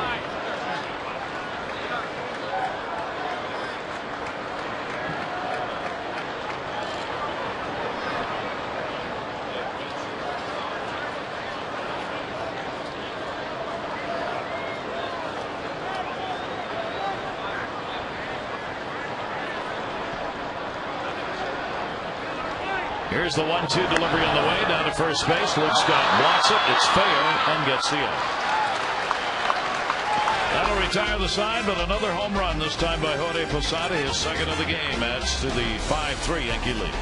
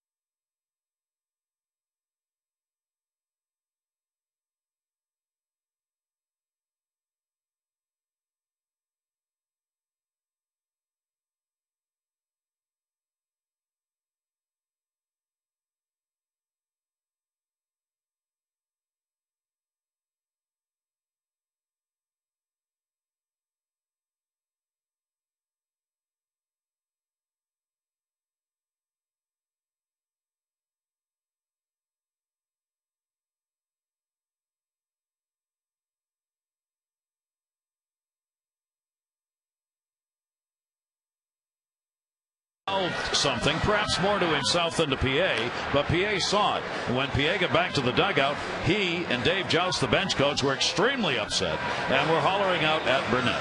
With that, we bring you Freeze Cam, brought to you by Frost Brewed Coors Light, the world's most refreshing beer. PA hits the home run to the opposite field, and look at Burnett as he runs around the bases. He's going, what? What is that? And he hit a home run, and PA didn't do anything to show up Burnett. It was just Burnett's reaction. He was surprised that PA hit a home run off him, and he wasn't saying anything to PA. He was just reacting kind of in disbelief, I guess. That's the best Freeze Cam we've had all year. Great job by the crew. The pitch is taken up high. We preserved our standards for the FCC. 1-0 count. That's why you're here. Well, you're the lawyer. Never mind. A 2-0 count on Nick Markakis. Markakis has a 2-for-2 in the ball game, 2 singles and a run scored. Against Burnett now, he's 10 for 31. Orioles down by 2 again. The Orioles had the initial 1-0 lead and since have had to battle back. It's 2-1 then 3-1. Orioles tied it up in the 3rd inning, 3-3, and now the Yankees have gone back on top in the 5th. 2-0 delivery, inside corner, strike 2-1. Markakis obviously has had a good start to his night. 2 hits, scored a run, stole a base. And he's had a couple of real good at bats where he's had to battle A.J. Burnett for everything he's gotten. 2-1 delivery. Nick down to first. That's off the glove. That should be a base hit. It will be. Burnett never broke to the bag. Not that it would have mattered, but might have. Oh, it would have mattered. He became a spectator. He saw that ball hit so hard and forgot who was playing first base. Watch the effort by Teixeira. That ball is behind him. He knocks it down, pops to his feet. If Burnett reacts as he should have, he's on the bag, and they throw Markakis out. Teixeira expected him there and then raises his hands as if to say, what's up? Like it Cano patting. Yeah. Boy, what an effort by Teixeira. And Burnett cost himself a hit. So Markakis a 3-for-3 night. Here's Nolan Reimold. On that play, worth noting, we talk about players don't let you, your own teammates who do not let you get away with making mistakes. That's what Mark Teixeira just did. Yeah. Mark Teixeira publicly just said to A.J. Burnett, where are you? Where the heck are you? Yeah. You're supposed to be over here covering. It's not acceptable. I'm going to be diving all in the dirt over here, knocking this stuff down. Yeah. You've got to be there to. You're standing around watching. Yep. And that's a form of leadership on the field, where you don't let your teammates get away with that. 0-1 count, Nolan Reimold. Reimold's going to take it to left center field. That's going to fall in for a base hit in front of Swisher. So the Orioles right back out at the first 2 on here in the 5th inning with back-to-back singles. Take a look at our 4 trivia questions. Since 2001, how many players have won Gold Gloves for the Yankees? Gold Glove winners since 2001 for the Yankees. Wow, I'm going to say. I'm looking around. Yeah. I don't think there are any. I don't think there are any either. As you anxiously await the answer, we return now to our regularly scheduled. We are anxiously awaiting our answer. Luke Scott will have to wait too. Whoa! 3, Messina, yeah. You forget. I didn't think I'd have forgotten Derek Jeter had won it 3 times. Son of a gun. So the Yankee captain with 3 Gold Gloves. Messina was a marvelous fielder, great defender, finished in a great fielding position all the time.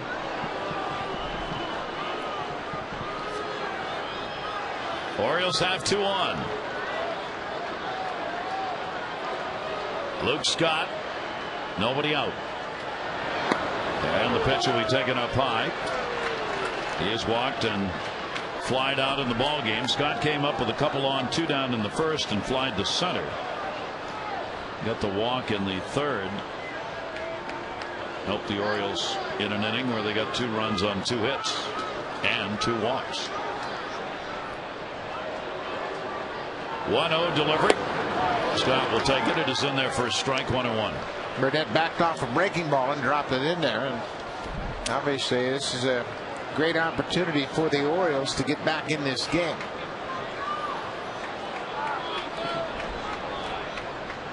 Scott has gone 7 for 30 against the Yankees, a home run, 2 RBIs this year.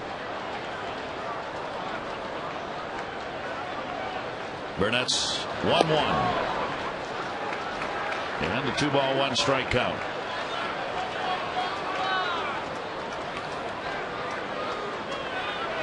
Orioles battling here in this second game after almost getting no hit by Andy Pettitte in the ball game last night. They only had a run on 3 hits. They picked up the 3 runs on 9 hits against Burnett, but trailed 5-3. That one is hit way back. Hello, Utah Street. Goodbye. Home run. 3 RBIs.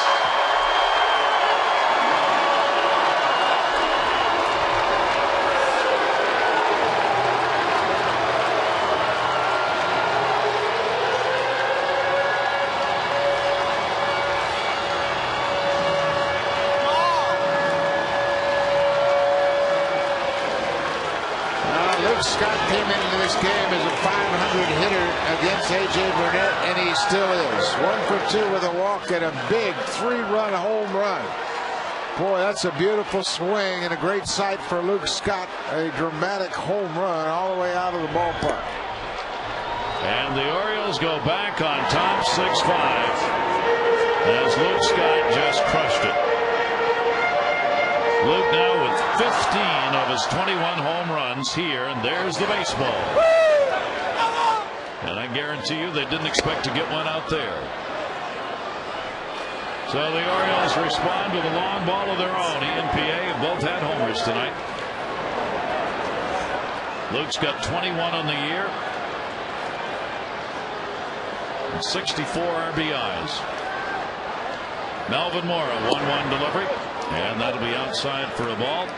22 home runs surrendered on the season now by Burnett. That's Luke's first home run since the 16th of August against the Angels. Been quite a drought. A real battle going on here in this one. Orioles have now got 10 hits in the game. The Yankees have only 4, even though they trail by just 1. Melvin Moore, a big 2 RBI single his last time up. He's 2 for 2 and all 3 for 3. He'll make the turn to second base. Swisher's got to chase it down. Moore's got a double. That hit right on the chalk line. Melvin Moore has been on everything he swung at tonight. 4 straight hits in the middle of it. A 3-run home run by Luke Scott, and it all started because A.J. Burnett didn't cover first. But that's a breaking ball that stayed inside and hits right on the line, signaled fair by Marvin Hudson.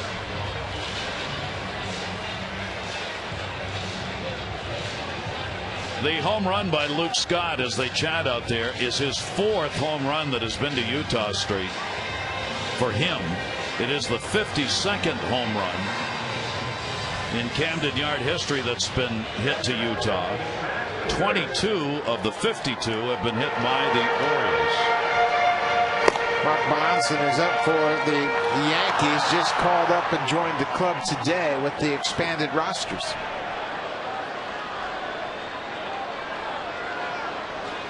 Matt Wieters, runner at second base, still nobody out. Wieters will take it for a ball. Matt has flied out, hit into a fielder's choice. As the Orioles have 11 hits now against Burnett. That is a season high against him. He'd given up 10 a couple of times. 1-0 delivery on the way. Wieters will take it away 2-0, and it looks like Burnett's pretty much on empty. And a frustrating start for him, to be sure. 11 hits, 6 runs. His team has staked him to a lead early, and look, Posada just saying, let's finish this up now. Let's get out of here with some good pitches. He has averaged almost 5.5 runs in support of his starts this season. 10 and 8 coming in, but has not won in his last 6. 2-0 delivery on the way. Wieters up in the air. He just missed. Hinsky, Mora tagging at second.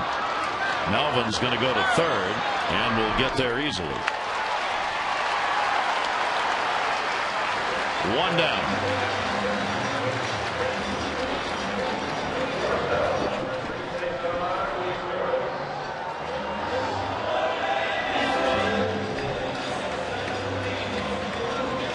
As Torres coming up, the infield moving in.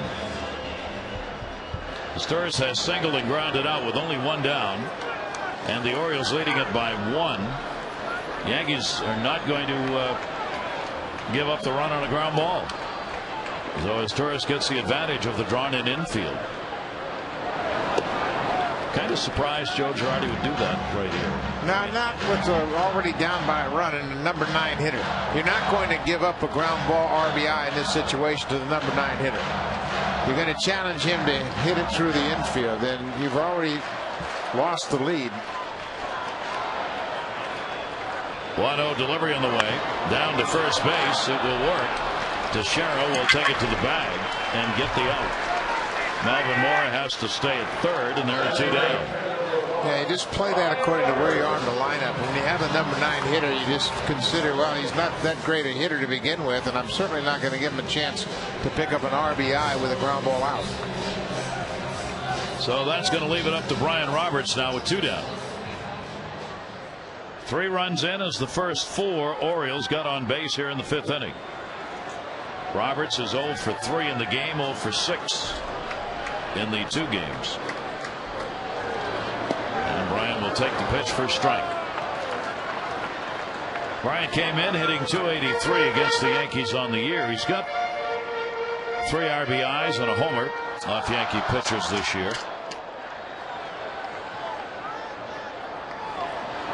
Roberts up the middle, off Burnett. Cano's going to have to hustle it over. Underhanded throw will get it. But 3 runs in for the Orioles, coming on a swing of the bat by Luke Scott, who drives one into the night sky in Utah Street. And the Orioles are back up by 1.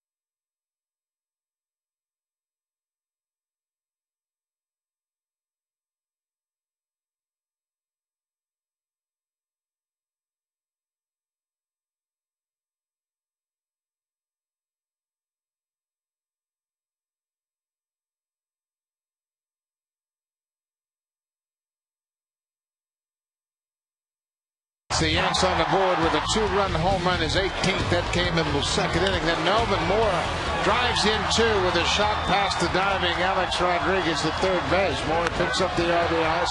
But again, it's Posada. This time a solo home run to the opposite field. Posada with 2 home runs and 3 RBIs. And Luke Scott matches him with a 3 RBI home run, his 4th hit onto Utah Street. And the Orioles have a 6-5 lead. David Hernandez is out of the game. 5 innings, 5 earned runs, 6 walks, and 7 strikeouts. Oriole home runs by Felix Piet and Luke Scott. And the Yankees have 3 home runs, 2 by Posada and 1 by Robbie Cano. And here is a familiar face, Dennis Sarfati, freshly added to the roster, making his 9th appearance of the season. He has not pitched at the major league level since May 1 against Toronto. He did get rehab work at both Frederick, Bowie, and Norfolk. All 3 actually went 2-1 in 15 2/3 innings of rehab work, and reinstated with the expanded roster today. A circulation problem in the pitching middle finger put him on the DL. So Sarfati is back, and a 2-0 count to Melky Cabrera. David Hernandez leaves with a chance to be the winning pitcher in this ball game. Cabrera batting 9th, fielder's choice, and he is struck out. Sarfati's pitch to him is going to be in there for a strike, and it's 2-1.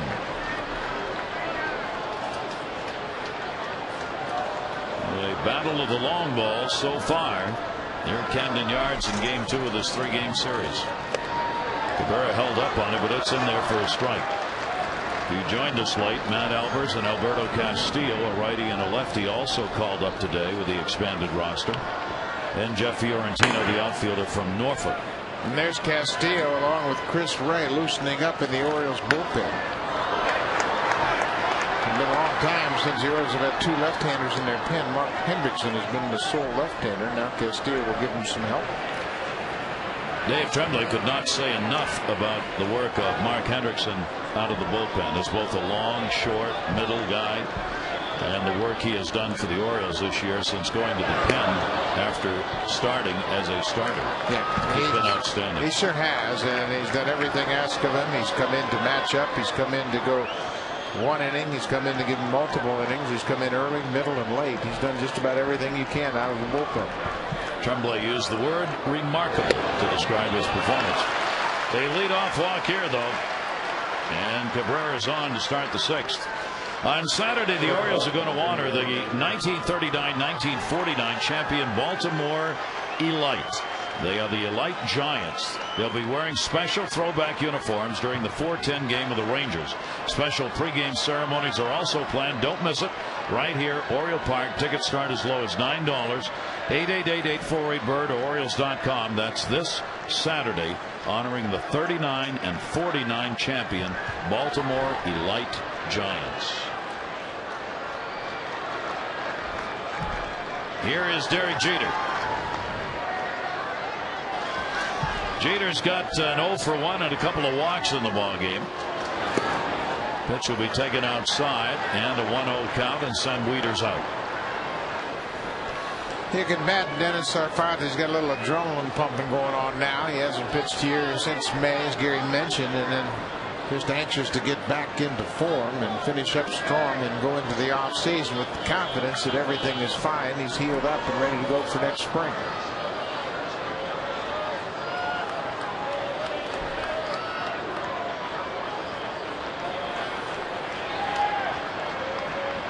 Cabrera at first base. Back in. Even with the home runs, it is a 1-run ball game, so both teams concentrating on the small ball part of the game here, trying to hold Cabrera. 1-0 delivery off the plate. Morris only plays at first and not going to get him. An infield single for Jeter.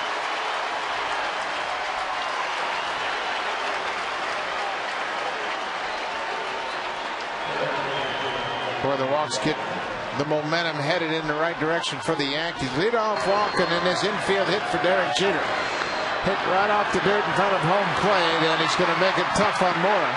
Can't throw him out. Ball bounced right off home plate. Mora's got to wait a long time for that ball to come down. Then he's got to throw on the run.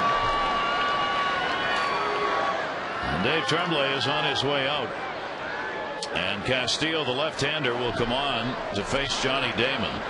So Sarfati's return off the DL. A couple of batters, but no part of an inning.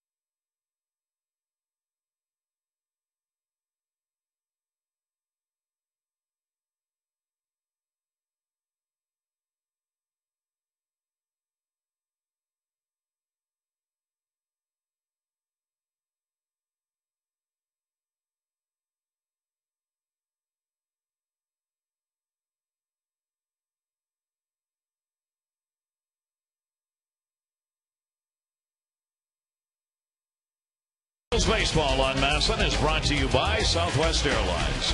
Book your next trip at southwest.com. With Buck Martinez and Amber Theo Harris, I'm Gary Thorne. Yankees and Orioles going at it on this lovely evening in Baltimore. And here's Alberto Castillo, another addition to the roster today. Yeah, Castillo recalled for a second time from AAA Norfolk.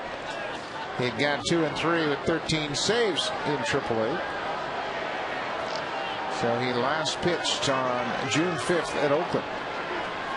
Johnny Damon, tough on left-handers, just about as tough on left-handers as he is on right-handers. 293 against the lefties, 286 against the righties. But got to pick your poison.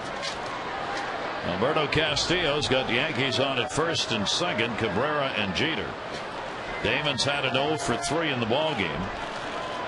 Castillo sidearms in, and he'll be taken inside for a ball. One advantage that Castillo has if he throws strikes is the fact that it's difficult to pick up the release point right away in your at bat. You've really got to change your sights. 2-0 delivery. Boy, this has been a night of the nightmare walks. 6 were surrendered by David Hernandez. Arfade's given 1 up. 3 of them have been leadoff walks. The other 2 have scored when they were leadoff walks. And it was a leadoff walk to Cabrera that started this inning. He is now at second base. And Arfade back. Obviously would like to have gotten it done, stayed out there, but he'll go down with a couple of hitters faced, giving up a single and a walk. Left field, PA. Runners halfway. 1 down. Damon retired.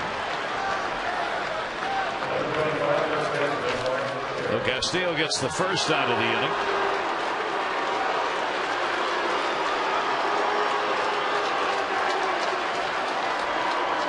Mark Teixeira, a .299 hitter off lefties, about 20 points better than against righties.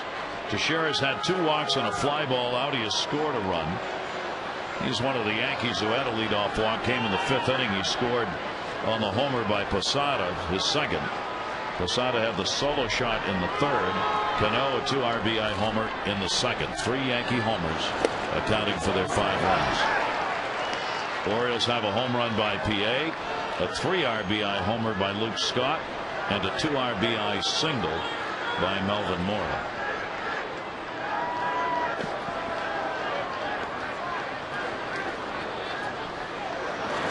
Sharon, a check swing, gives it to Luke Scott. See, I held my bat back, and Randy Marsh said, yes, you did. Obviously, ground ball would be beautiful right here. Give the opportunity to get out of this inning. Jeter has a big lead with Scott playing way behind him. And a good off-speed pitch. That's Share way out in front. 1 ball, 2 strike count from Castillo. Teixeira is a .296 career hitter against the Orioles with 16 home runs lifetime. 1-2 delivery by Castillo. 1-2 still.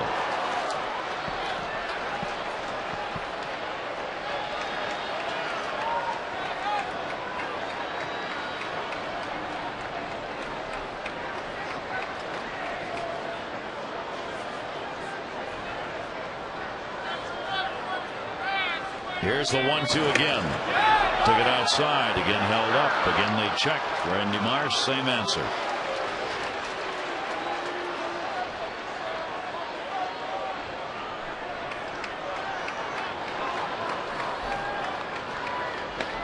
Teixeira's really used the new Yankee Stadium. He's got 20 of his 32 homers at home this year.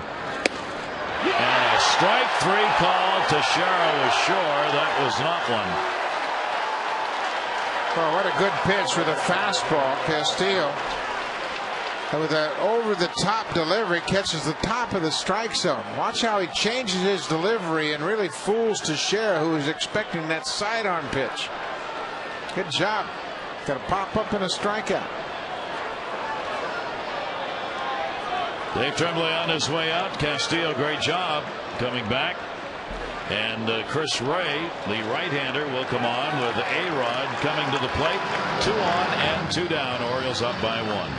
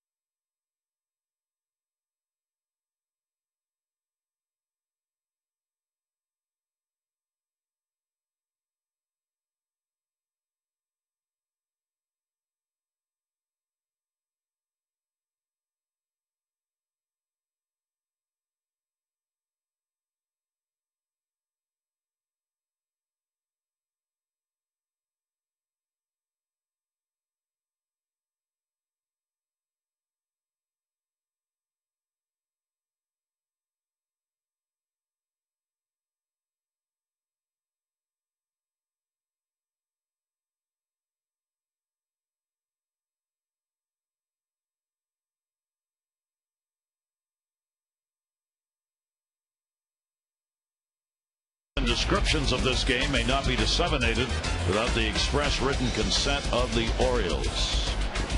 Chris Ray, 2 down, 2 on. Orioles up by 1 in the 6th.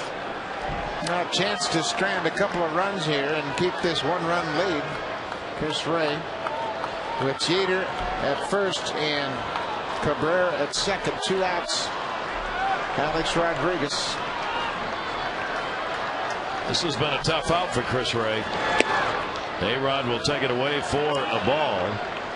4 for 8 with 2 home runs off Ray.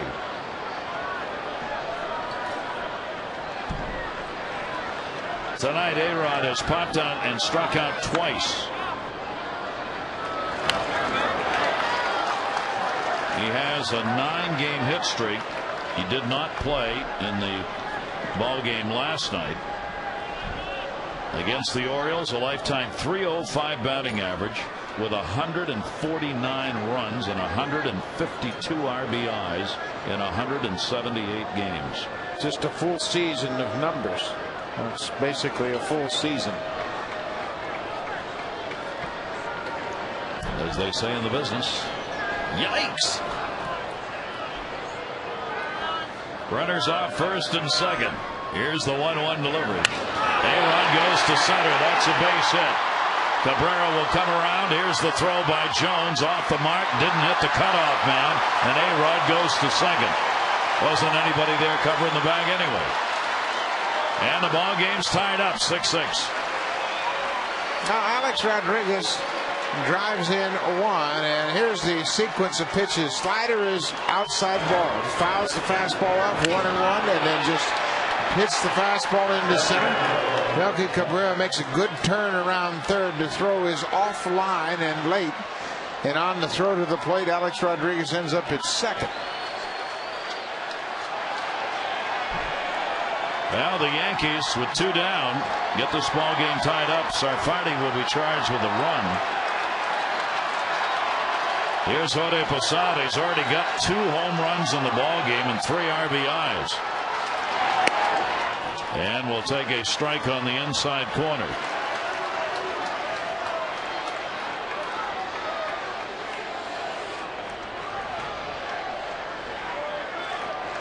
Posada's only 1 for 6 off Ray, but that hits a home run. Foul ball. Posada's on it tonight, Boyd. Yeah, he sure is. He's really been on it tonight from the start. Hit a 2-run home run in the second inning. And then hit a solo home run in the third, and then a 2-run home run in the fifth. 2 home runs. He's walked. He scored 3 runs and driven in 3.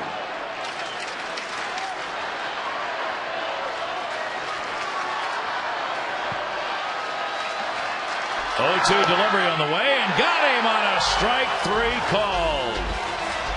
But the Yankees come back, scoring a run with a leadoff walk to tie the game at 6.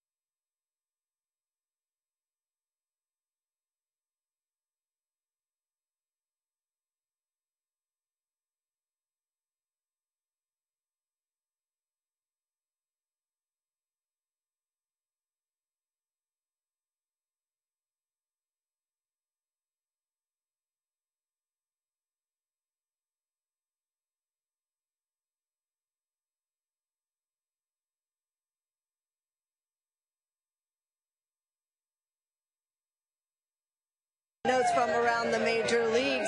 The NL wildcard leading Rockies have added Jason Giambi to their roster, looking for some pop down the stretch. And the Rays get second baseman Sean Rodriguez from the Angels to complete the Scott Kazmir deal. And Aaron Boone returns to the Astros just 5 months after open heart surgery. Pretty impressive story there, Gary. Absolutely. Aaron talking the other day about how excited he was to be able to get back and how fortunate. Gives a whole new perspective on the game. And this has got a whole new perspective. We're knotted up again. Bottom half of the 6th inning, Felix Pie, a home run, 1 for 3. 8 homers on the year. David Hernandez, the Orioles starter, ends up being non-decisioned in the ballgame. And the 32-year-old A.J. Burnett stays out there. Pie will take the pitch inside. Burnett trying to give himself a chance to pick up a win in this game and get out of the 6 games in which he's lost 4 and had 2 no decisions. This will be the 100th pitch for Burnett. And PA takes it for strike 1 and 2. Soft tossing him here on this at bat. Yeah, anytime you see a guy that's on your fastball and he's hit it, you think, okay, well, I'm going to have to go back and forth and see if I can't mess up his timing a bit. Fastball up high. 1 ball, 2 strike count. Sarfate, no part of an inning, charged with a run on a walk and a hit. Castillo came on 2/3 of an inning with a strikeout. Ray getting the final out and still in the ballgame. Burnett with a 2-2 delivery. PA fouls it off.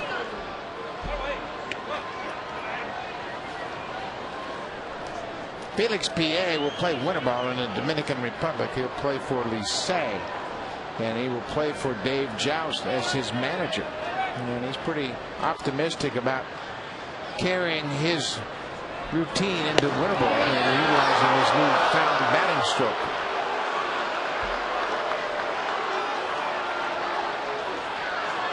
3 ball, 2 strike count. A batting stroke that certainly is working for Felix Pie. Yeah, it really has been a dramatic turnaround from not playing in June to getting a lot of opportunities here in September. Pie will fight that off again. He's had 9 hits in his last 22 at bats during the 6-game hit streak. Hit for the cycle, of course, becoming the 4th Oriole to do that, joining Huff, Ripken, Brooks Robinson. 3-2 delivery on the way, and that one's a line shot, but it's an atom ball. Swisher gets it. PA's retired. One away, sixth inning.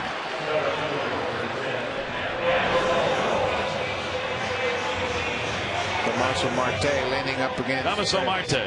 He's all set. He's been loose and just kind of throwing along with A.J. Burnett.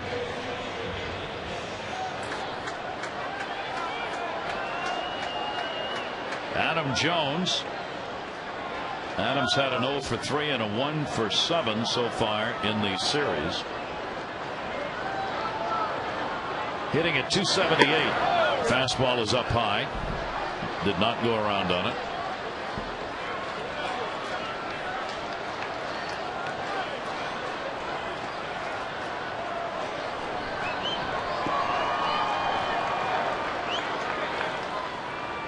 Burnett with a 1-0. Jones trying to jump on that one and fouls it back.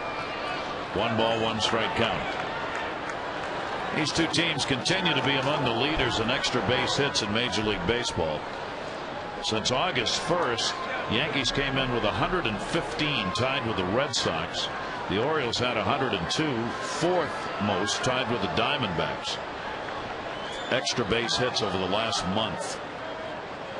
Here's the 1-1 delivery on the way. Jones will take it inside. Certainly haven't departed from that in this ballgame. No, not at all. Last night the Yankees had 5 doubles and a home run. Tonight they've hit 3 home runs. Orioles have added a couple of home runs and a double in their 11 hits tonight. Here's the 2-1 to Jones, down to third. A-Rod. And it's missed by Mark Teixeira. Really? Now did Jones turn? No, he's safe. And now is he hurt? Oh, you got to be kidding.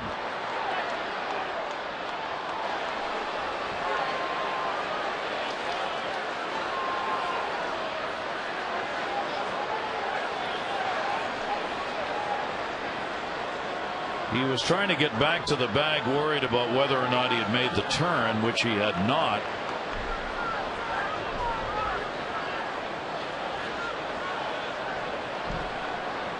What an unusual play. He didn't make a turn, and watch how he comes back to the bag in his haste to get back. Hyperextended his knee and kind of reached for it in an awkward manner. He's going to try to see if he can walk it out. Boy, that didn't look good. Now that left knee.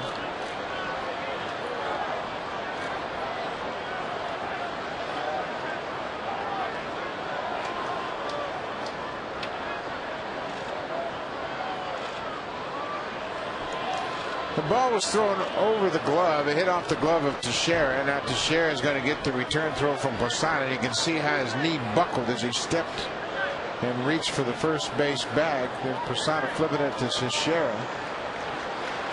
Just hit the bag in an awkward manner. Hyperextended it for a minute. Looks like it's going to be okay. Now Girardi's coming out to the mound, and looks like that's going to be it for A.J. Burnett. So Burnett is going to leave this ball game. It is tied at 6-6. Can't win it, could lose it. And the trips from the bullpen are going to be many for both sides, and Adams going to try that knee up.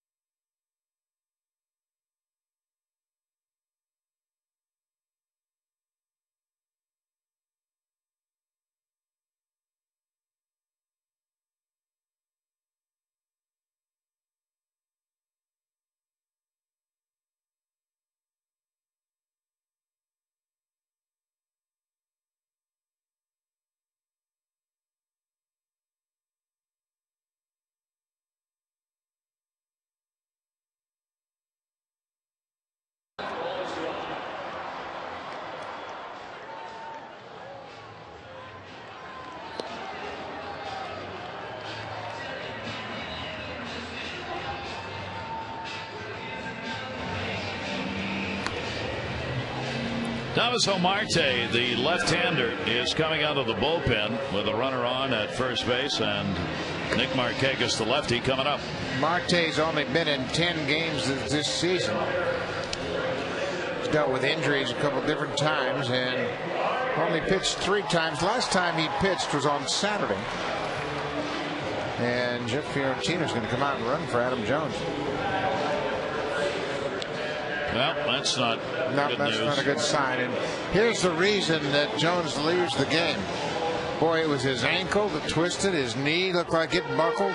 Everything kind of went as he reached for that base on the overthrow at first, trying to make it back. And Jeff Fiorentino will get his first taste of action since being recalled and joining the team today.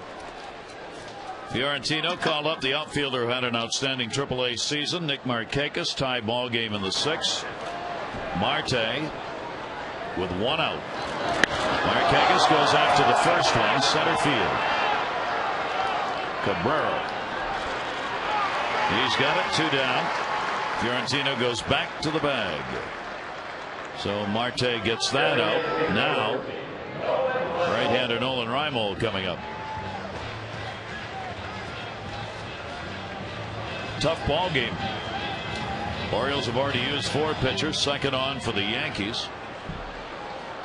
Combined 12 runs and 17 hits in the game, with 15 runners stranded on base so far. Reimold has had a couple of singles and a walk. He has scored 2 runs in the ball game. His 17 consecutive game getting on base streak ended last night, but he picks right up, starts a new one in this game. And it is inside to him for a ball. Right-handers have hit Marte hard. Just 18 at bats, but they're 7 for 18 with 2 home runs. Reimold's got a .270 average off the lefties. Not much difference left to right for him. Here's the 1-0 delivery. Reimold will take the breaking ball inside, and the count goes to 2-0. You can see Reimold seeing the ball well out of Marte's hand. He's picked it up early, and they knew immediately that breaking ball was going to be off the plate inside. 2-0 delivery. Punches it in the air to right field. Hinske, second baseman, snow-coned by Cano. Hinske never called him off, and Robinson Cano makes a very tough catch with his back to the plate. It remains tied at 6.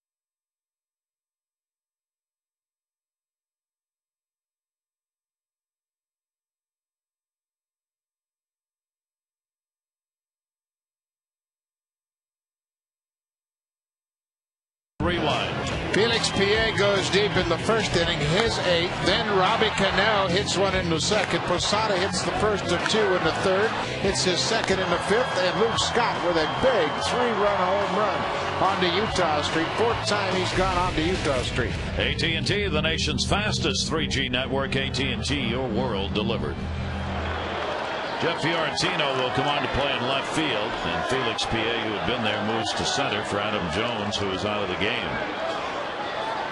Chris Ray remains on, gave up a single and then got the final out on a strikeout against Jorge Posada in the last half inning. Cano, Swisher, and Hinske. Ball game tied, down to third, fair ball. Fiorentino into foul territory. Cano's on his way to second base, and he is in with a stand-up double to start the seventh inning. Orioles and Oriole Wives have teamed up with the Maryland SPCA to create a special souvenir. Pick up your copy of the 2010 Orioles Pet Calendar. 16 months, your favorite Oriole players, their pets, lovable dogs and cats. Proceeds benefit the Maryland SPCA and their work with homeless pets. To get your Orioles Pet Calendar, go to Orioles.com. That's the 7th extra base hit tonight in the game. 4th for the Yankees. Orioles have 3. And that will bring up Nick Swisher. Swisher's had an 0 for 3, and he launches one way back in right field, and goodbye, home run. The 4th Yankee homer of the game. This one by Nick Swisher puts them up by 2.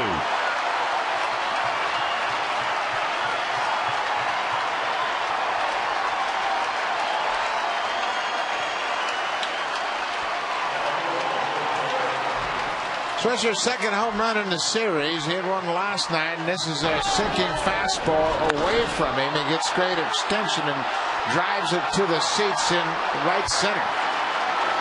Home run number 23 for Nick Swisher. He now has 72 RBI. 4-homer ball game. 3 off the starter David Hernandez, and now 1 off Chris Ray.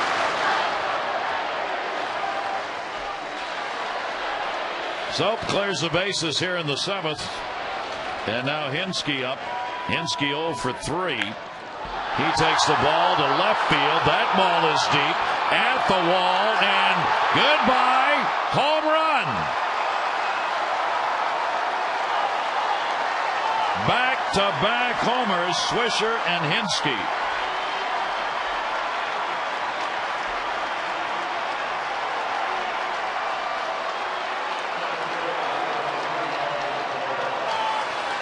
Eric Hinske gets that ball away, and that ball was down, but he goes with it and drives it to the opposite field. Fiorentino just beyond his reach as he jumps up against the fence in left. His 6th home run with the Yankees, his 7th of the year.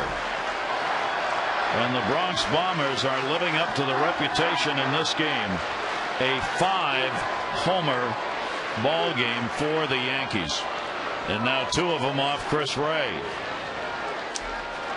That's the way Hinske had started his time after coming over to the Yankees with a long ball, and now he picks it up here.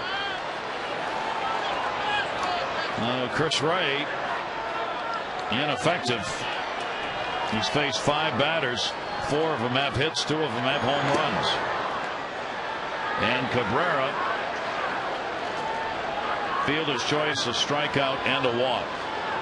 It's 9 runs on 9 hits for the Yankees.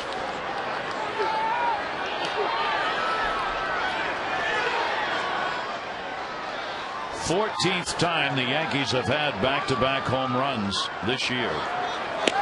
Pitch will be taken inside for a ball.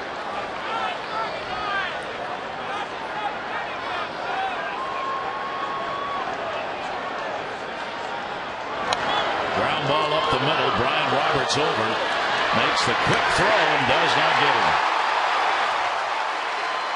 That's all he could do with that. Cabrera's got an infield single. 10 hits now for the Yankees, and another pitch in a pretty good spot. And Roberts goes over toward the bag. Cabrera outruns his throw to first base. Dave Tremblay is out to make the pitching change. So Chris Ray not able to get it done. He will leave with the Yankees having scored 3 runs off him so far. Matt Albers to pitch.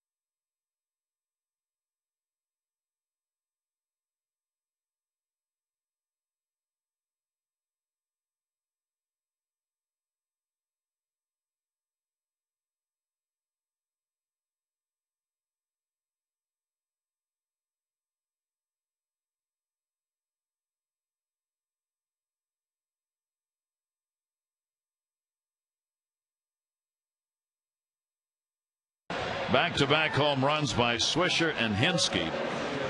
And now Matt Albers, added back to the roster today, comes on to pitch.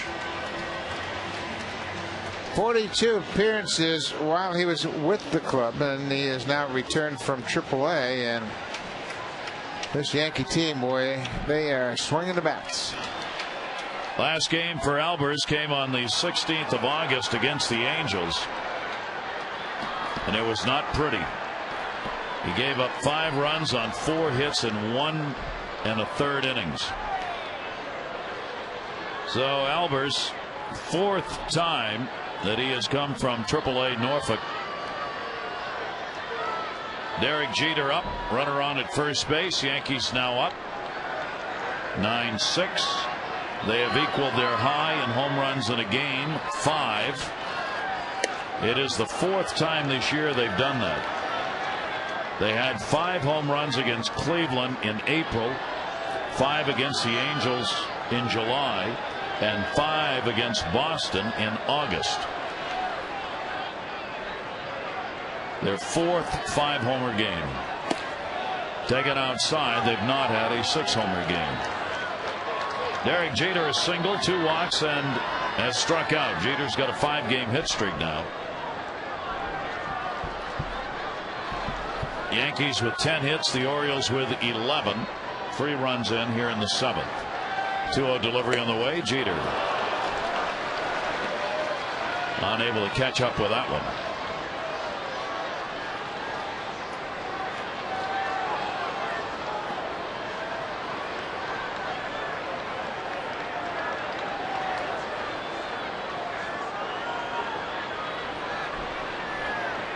Runner goes, 2-1 delivery. That's outside. Wheater's throw will not get there in time. It'll be a stolen base for Cabrera.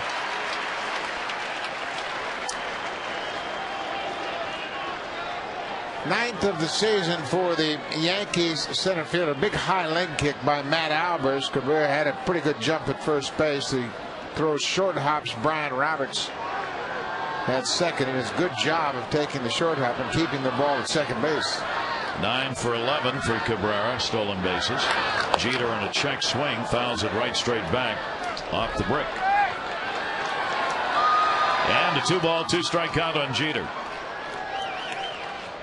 So last night, a real pitcher's duel. Yankees won it by a score of 5-1, but Pettit and Guthrie went at one another for most of it. This has been a home run battle.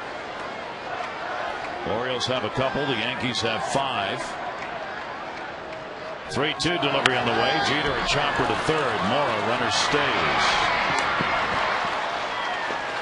Jeter retired. Cabrera's got to stay at second base. Now let's take a look at the sequence. It worked well against Derek Jeter. Ducks out of a way of a fastball. Second one misses away. Swings over the top of a fastball. That was down 3-1. Check swing 3-2. And then the little tapper hit right in front of home plate. An easy play for Melvin Moore.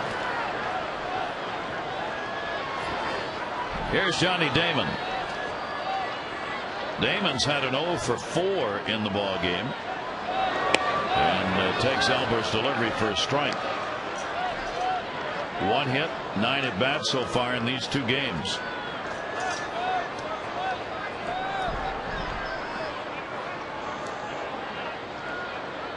Hitting .286 on the year, Damon. Will chop that one foul. He was out in front of it. Yeah, he's been out in front of most of the pitches tonight, kind of jumping at the ball. He chased a couple of pitches from David Hernandez in the first 2 at bats and struck out both times.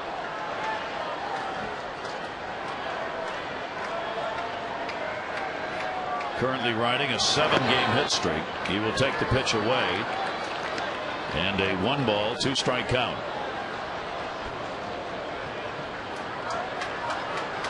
Orioles staff has all season long been troubled by the home runs that have been hit against them.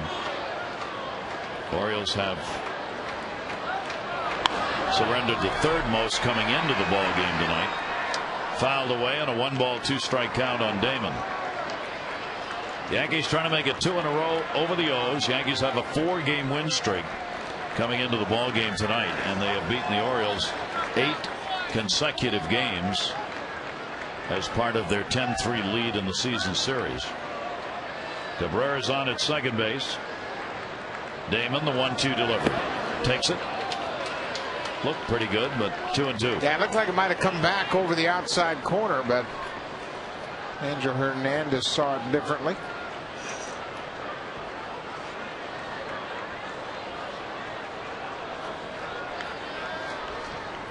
Two-two delivery by Albers. Damon again fights it off.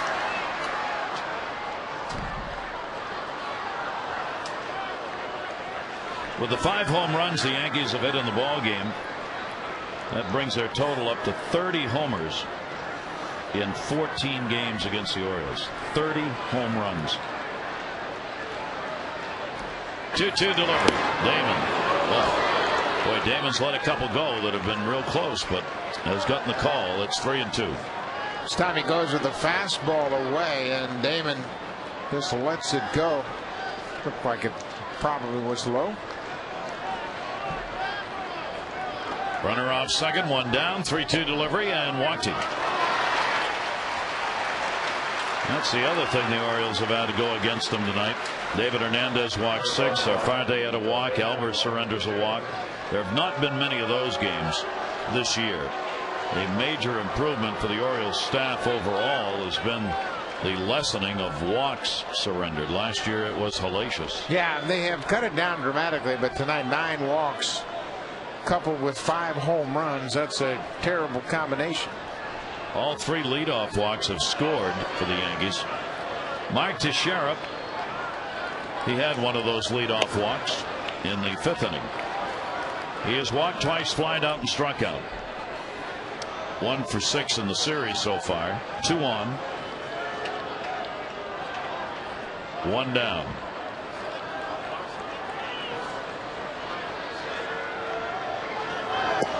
And the floater will miss outside, and a 2-0 count. Yankees finished the month of August 21-7, the best record in the American League. They have the best record in the majors at 83-48 starting this final month. 2-0 delivery on the way. Teixeira takes it, misses. 3-0.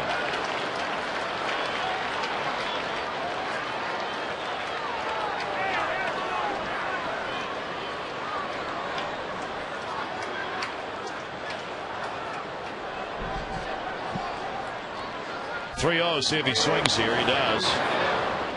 Yep, you bet you get the green light. It's only a 3-run game. I mean, because they've hit 5 home runs, it feels like it's a much more lopsided lead for the Yankees. But Joe Girardi knows this Baltimore Oriole club can come back just as quickly as his club. And they have done that in this game. The Orioles have had to battle back. 3-1. They made it 3-3. was 5-3. Orioles got a lead at 6-5.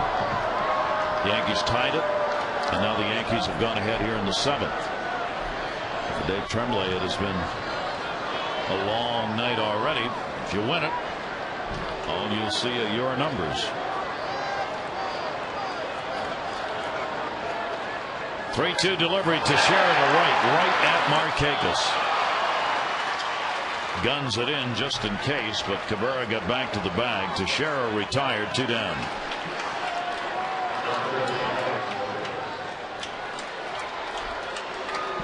And that will bring up Rodriguez.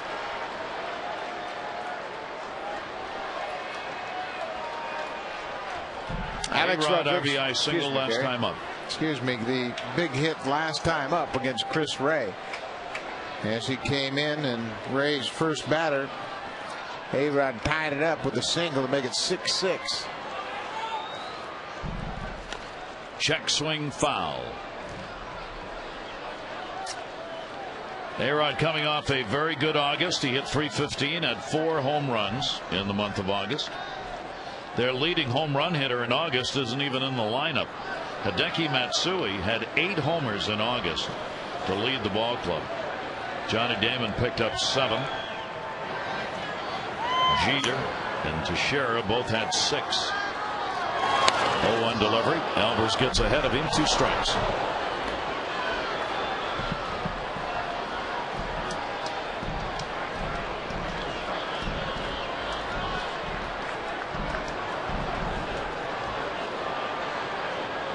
Cabrera is the responsibility of Ray.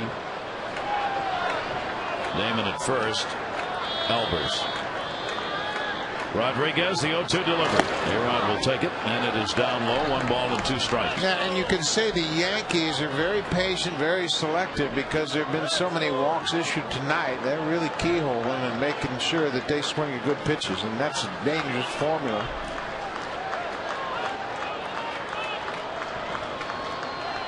Here's the 1-2 delivery.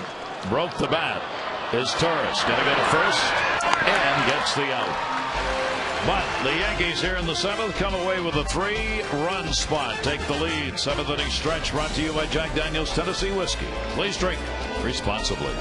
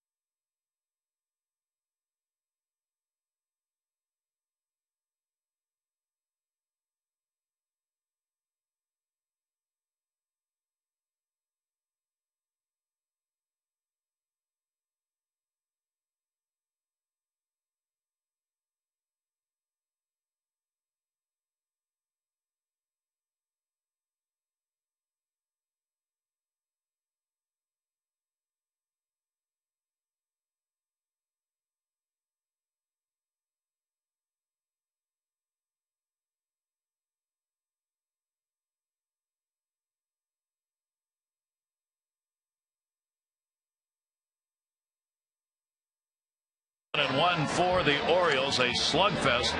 7th inning stretch time, and back here at the ballpark, Gary Thorne, Buck Martinez. Wow. Yeah, and this is what the Yankees will do to you. The 9 walks, of course, contributing to their 9 runs tonight. 5 home runs hit by the Yankees. But the thing the Orioles hitters have to remember is a 3-run game.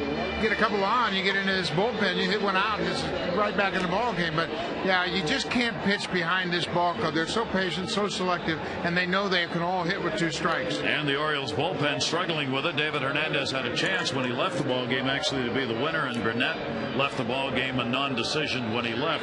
But both bullpens here now are in charge of this game. Yeah, they sure are. And of course, the 3 guys that just came back up from the minor leagues. Castillo got his guys. He had a pop up and a strikeout, but Sarfati struggled, and then Chris Ray came up, and then that Matt Albers really had a tough time throwing strikes as well. But Chris Ray really had a tough outing again tonight. So these are the guys who are trying to put on a bit of a show here for next season. Jerry Hairston has come on to play in left field, and Nick Swisher goes to right field. Hinsky out of the ball game. And the Orioles will try and battle back again. Luke Scott leading it off.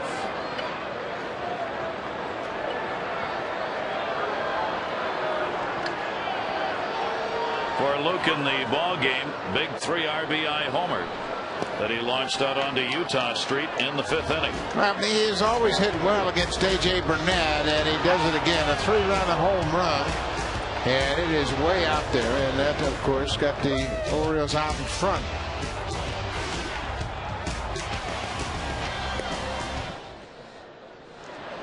Two-0 count on him. In the air, shallow left field. Shortstop Jeter out, and Scott is retired. One away, bottom of the 7th inning. Marte came on for Burnett and got the final 2 outs in the 6th. Though right now he is the pitcher of record for the Yankees, Damaso Marte. And he's still going to be the pitcher of record, but he's not going to be in here very long. So he's going to get the left-hander out. Mora, Wieters, as Torres. The next 3 hitters due up. And with these expanded bullpens, the path to the mound from the manager's spot gets worn thin.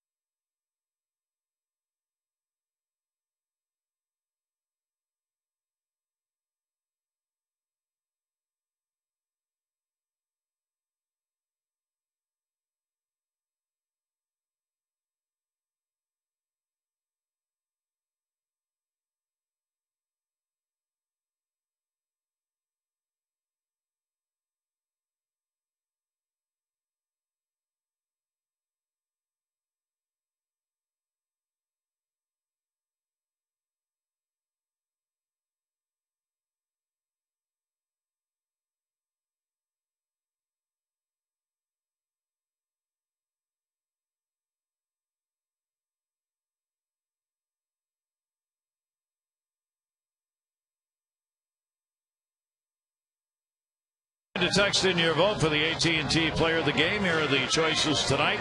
Luke Scott, a big 3 RBI homer for Melvin Mora. He delivered a solid 2 RBI single, and he's had a 3-hit ball game.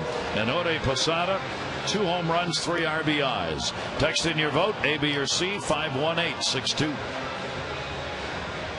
Out of the bullpen, it is David Robertson. Marte, right, retired all 3 batters he faced. He closed out the 6th with 2 outs and then got the first batter in the 7th. And now he'll turn things over to the right-hander, David Robertson.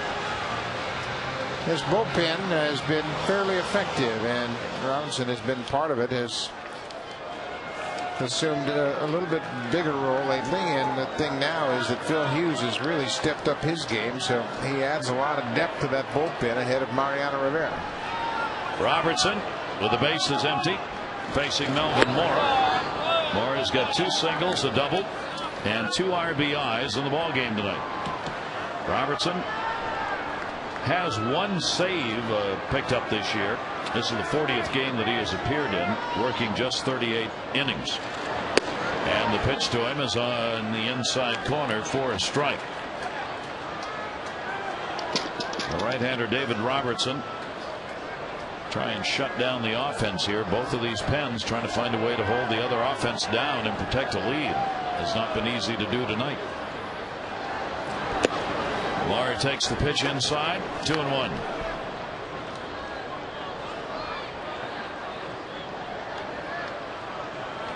Robertson has got 49 strikeouts in the 33 innings since his recall, which was at the end of May. Pretty good strikeout numbers. That pitch is outside, and he falls behind on Mora, 3-1.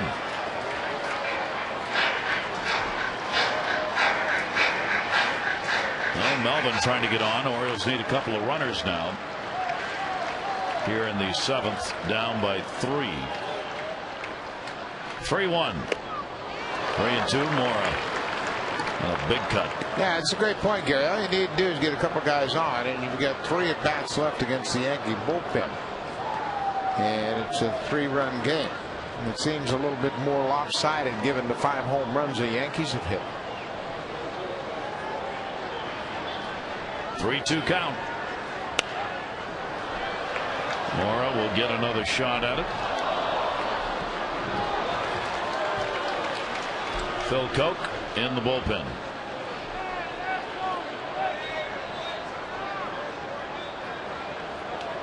The Orioles, in the 8-game losing streak they have against the Yankees, they're averaging only 2.75 runs in those games. That has not happened tonight, but the Yankees have exploded to put up the 9. Mora goes down the line in right field. Swisher into the corner, disappears from our view, and caught it. Nice play. Foul territory. Nick Swisher stayed with it. He just moved over there. Well, he had a long run, and there's a little space down into that corner where it goes into the little service area. He holds the glove up for the umpire to see. The umpire's got to get onto the fair side of the foul line down in that corner to get a look at the outfielder when he goes into foul territory. There's a guy that has fun playing. Tell you, he adds to your clubhouse and play. I mean, he's a very fine player, but he also has a great freewheeling attitude. He enjoys the game. 2 down, nobody on. Matt Wieters 0 for 3 in the ball game. 2 fly ball outs and a fielder's choice. Robertson's pitch is in there for a strike.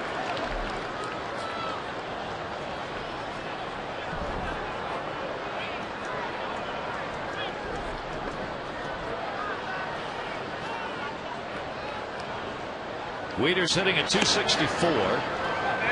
And take the pitch outside. Marte leaves the game even though he faced only 3 as the pitcher of record for the Yankees. Here's the 1-1 delivery. Wieters will foul that one off, and a 1-ball 2-strike count. We talked last night about how the Yankee bullpen has settled down and settled in after a tough first couple of months. They found the people to fill the spots, and the Yankee bullpen has given up the fewest hits per 9 innings of any bullpen, even though their ERA is high. They are 10th in ERA for bullpens. They've been much more effective over the last 2 months. 1-2 still on Wieters. Robertson shaking his head, trying to find one to get by him.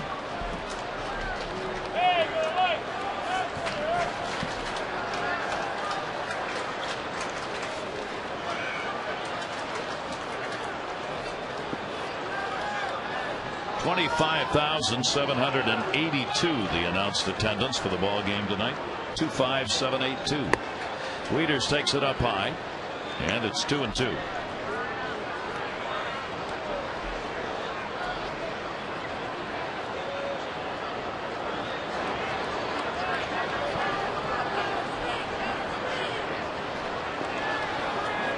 Robertson is only 24 years old.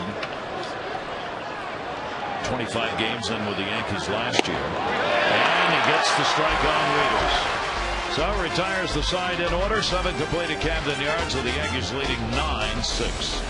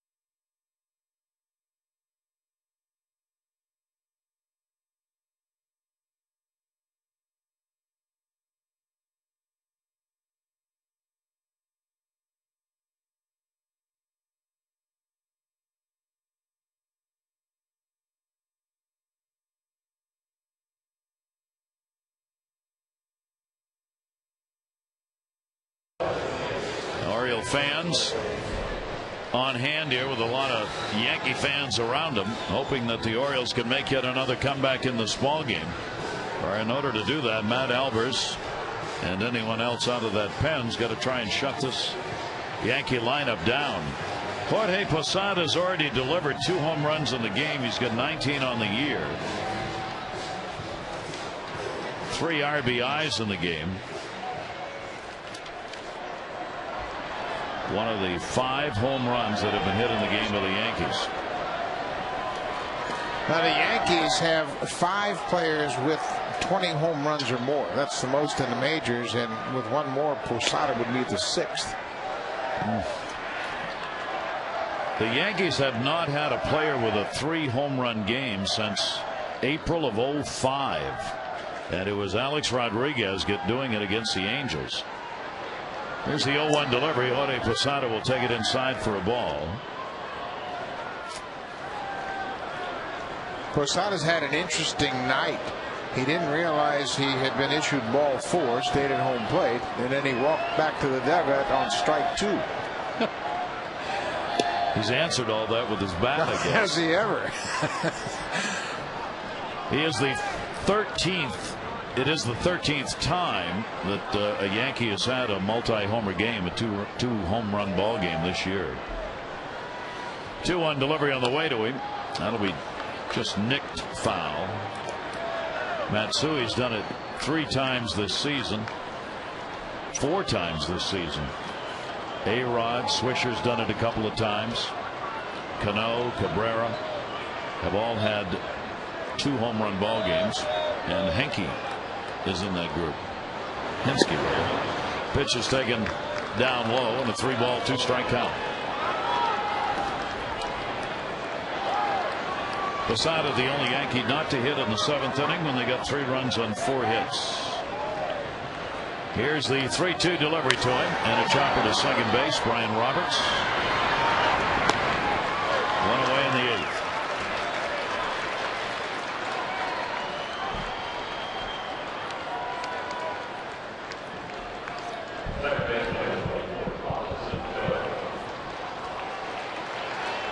Robinson Cano, his home run came in the 2nd inning, his 22nd.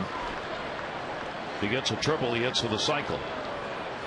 That was been on all 4 times with a walk, single, double, homer. That was the case with Swisher last night. It was just a triple shy of the cycle.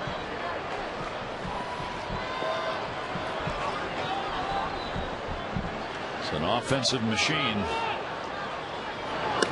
That's why the Yankees have put up the 34-11 mark since the All-Star break. And barring a catastrophic September, they will win the division. Here's the 1-0 delivery. Strike call on the inside corner. 1 ball, 1 strike on Cano. Cano came in hitting .458 against the Orioles this year. 5 home runs, 15 RBIs, 9 multi-hit games. Add 1 to all of those because he's done it tonight. Luke Scott will take it to the bag. Cano's retired, 2 down.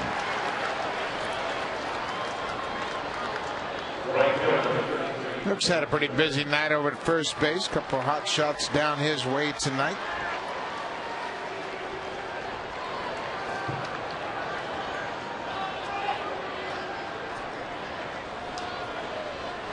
Here is Nick Swisher. Started in left and has moved to right field in the ball game. 2 down, nobody on. Swisher, his 23rd home run came in the 7th on the back-to-back with Hinske. Breaking ball on the outside corner for a strike.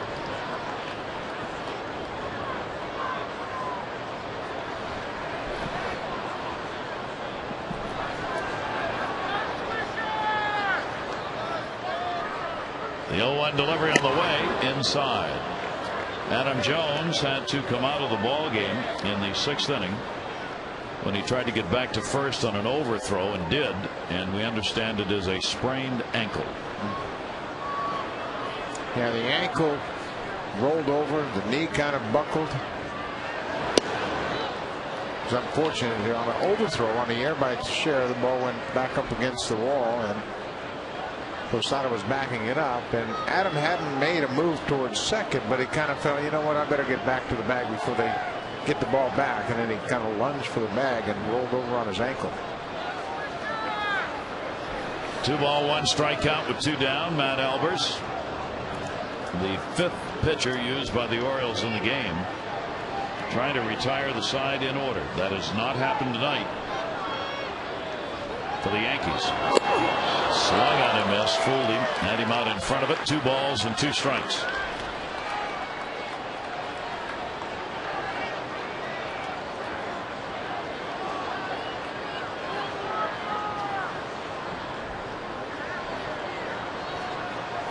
Yankees with a 6.5 game lead in the East have a winning record, 6-5 against Tampa Bay, 9-3 against Toronto, 10-3 against the Orioles. Red Sox are the only team they're down against, and that will take Swisher out, and there's the first 1-2-3 inning for an O's pitcher against the Yankees.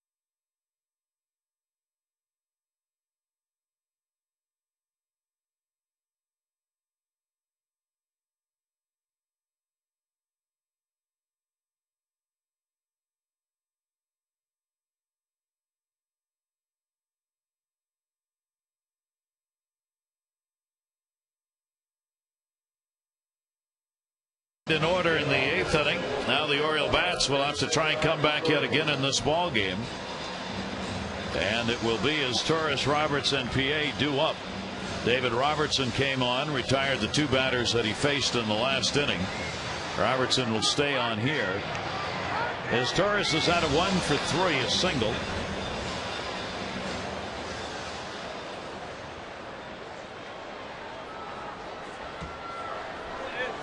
Orioles still with the 6 outs to try and get back into this ball game.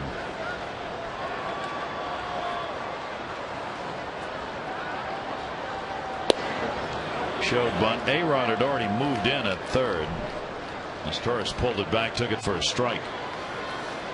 Well, you're going to get one more trip through this lineup, and obviously a chance to get back in the game. Just down by 3, a couple guys on. Mariano Rivera pitched in the game last night. I asked Joe Girardi about using him in that game with 3-run lead. He said he hadn't pitched much lately. We haven't used him much because we've been scoring a lot of runs late in the game. He got the save in the ball game last night. Coming on, even though it was a 5-1 ball game, the Orioles had a couple on base at the time, so the potential tying run was in the on-deck circle, and that'll get you a save. 1 ball, 2 strikeout on his Torres.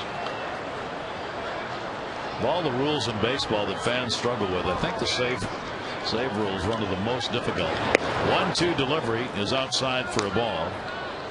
It's not that it's that hard, but it's the concept. You come in, yeah. If the tying run is on base when you come into the game, on deck when you come into the game, then you got a save. You finish the game, you get a save. Yep. 2 ball, 2 strike count. 18 have been left on in this ball game. 10 by the Yankees, 8 by the Orioles. The Orioles will look back to the first 3 innings of this ball game and what could have been bigger offensive innings. They left 2 on in the first, 2 on in the second, and then had a shot at it in the third. Even though they got 3 runs, they also left 2 on there. So they left 6 on, 4 in scoring position in the first 3 innings of the game. They have not had a runner left in scoring position since. 2-2 delivery, fouled off by his Torres. Count stays at 2 balls and 2 strikes.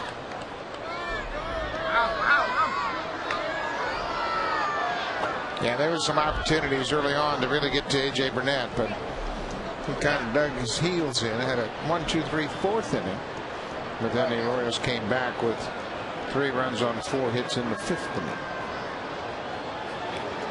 There are the runners that the managers both wish they could have gotten. Home plate umpire giving Posada a little break here. He took that last foul ball off the equipment, so Angel Hernandez dusted off home plate. 2-2 delivery on the way, and as Torres goes down swinging. Robertson gets his second strikeout. Robertson's got a fine assortment of pitches. He throws all 4 pitches, and this is a pretty good breaking ball down and in with 2 strikes. You can see the curveball with that deep break, and his Torres swings over the top of it.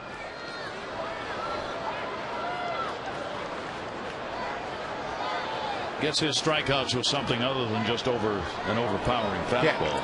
Yeah, he is a starter, and he has all of the pitches that you need to start, but right now he's working out of the bullpen and doing a pretty good job of it. Brian Roberts loops it to left, and that's going to fall in for a base hit, and it's going to get away from Hairston. And Roberts will go into second base. And that will be called a double. 49 of them now for Brian Roberts. Yeah, we've seen a couple of balls take funny hops in left field. Nick Swisher made a tricky play out there when the ball kicked to his right, and this ball's got a lot of spin, and Jerry Hairston let that ball play him, and Brian Roberts assumed that was going to be a single. The ball bounced past Hairston, and he goes into second base, and that's going to be it for Robertson. Joe Girardi understands what this ballpark's all about. So this will be pitcher number 4 used by Girardi in the ball game.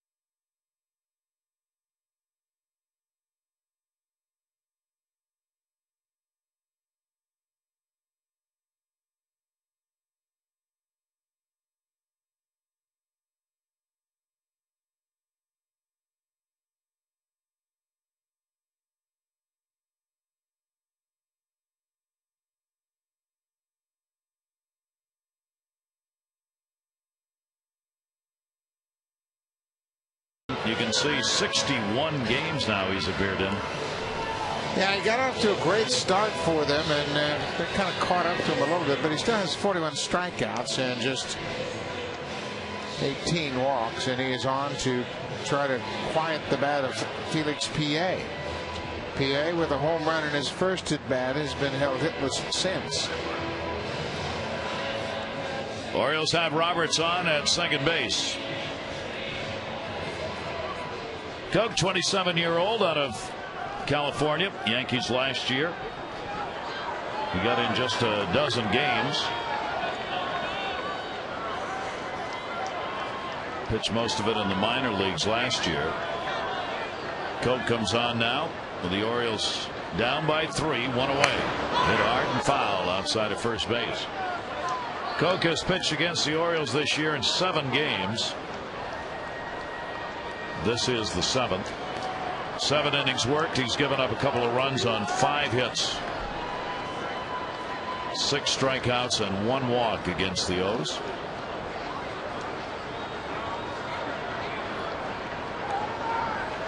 Roberts off second, and the 0-1 delivery on the way. Pitch is taken up high.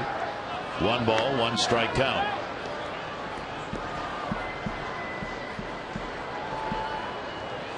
Roberts talking to Jeter out there, who's holding him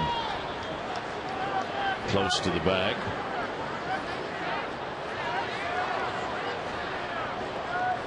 One delivery. Boy,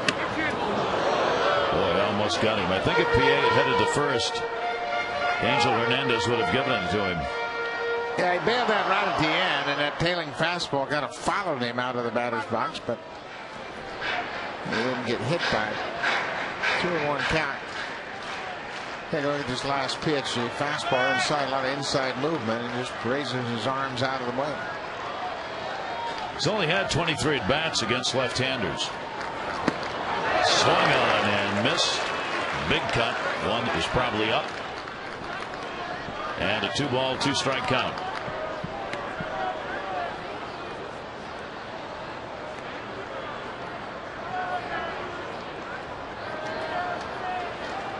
PA 3 for 21. One of those hits a homer. Off lefties. Roberts off second.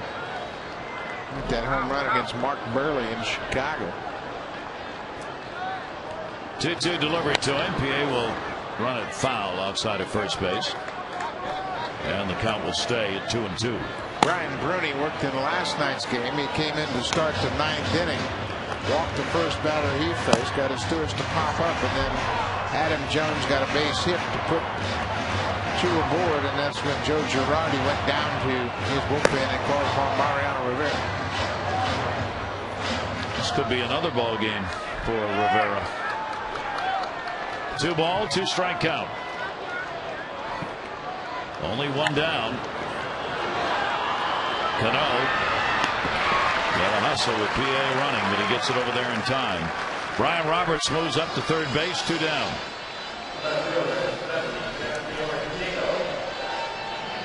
And the first at bat for Fiorentino called up today with the expanded roster. As Dave Tremblay said before the game today, he gets the opportunity because he earned it. He had a great season at AAA Norfolk, hitting .312, 12 homers, 67 RBIs, and 102 game with the Tides. He's played in 34 major league games prior to this, 3 different occasions with the Orioles, 05, 06, and 08 with Oakland. And now he'll finish up the month here with the Orioles. Runner at third, 2 down. Fiorentino, the 0-1 delivery. And that will miss. 1-1. Well, of course, this is Adam Jones' spot in the lineup. Adam landed awkwardly on first base in the 6th inning and apparently suffered a sprained ankle. And he had to leave the game at that point. And we're going to get a visit to the mound here.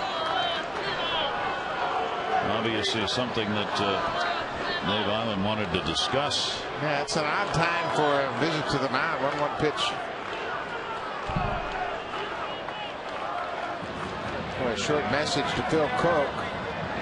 Just a reminder about how to get this guy. Seemed odd that they would wait 2 pitches into the at bat.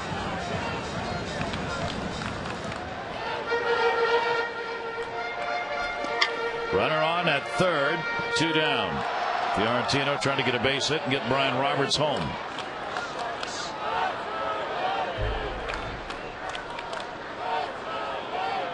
And the 1-1 to him. Major league pop up to Shara. Jorge Posada. Posada's got it. Major league play together. No runs, 1 hit, and the base runner left on. It remains a 3-run lead for the Yankees.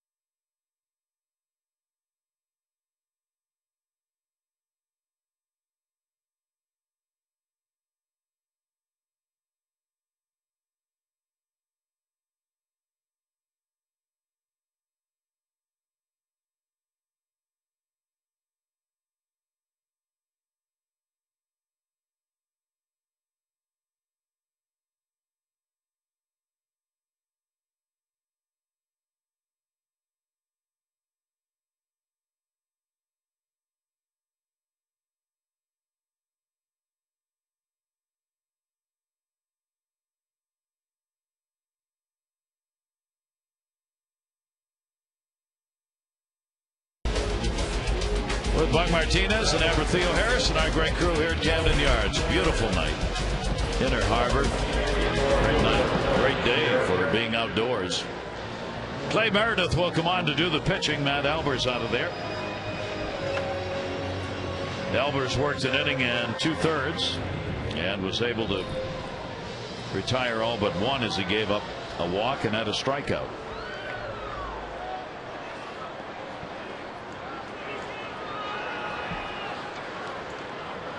Yankees bat, top half of the 9th inning. And this game's not over. Not the way this has gone. Here is Hairston, who will get his first at bat. Hitting in Henske's spot, who delivered a home run in the 7th inning. Swung out and missed on that sweeper. And that's one thing, that if Clay can get that ball away from right-handed hitters and then use that running fastball in on their hands, then he can have more success against the right-handers. The 0-2 is swung on and missed. Hairston gone in a hurry, one down. That's a good pitch right there. Had a lot of break. Ball goes all the way across the plate. Hairston can't stay back and chases pitch out of the zone with 2 strikes. Only the second game Meredith has appeared in against the Yankees this year. Melky Cabrera batting 9th. Yankees center fielder extended his hit streak to 5 games with a single in the 7th inning. He has also walked and scored, struck out, and hit into a fielder's choice. That's going to be a base hit. So a 2-hit ball game for Cabrera. Now that's what you do if you're a left-hand hitter against Clay Meredith. Don't try to do too much with it. Just take the ball on the ground, and he's going to get some ground balls. I just hope they're at an infielder now, especially with 2 outs. 1 out, excuse me, where you can turn a double play. Derek Jeter had an infield hit, his only hit tonight.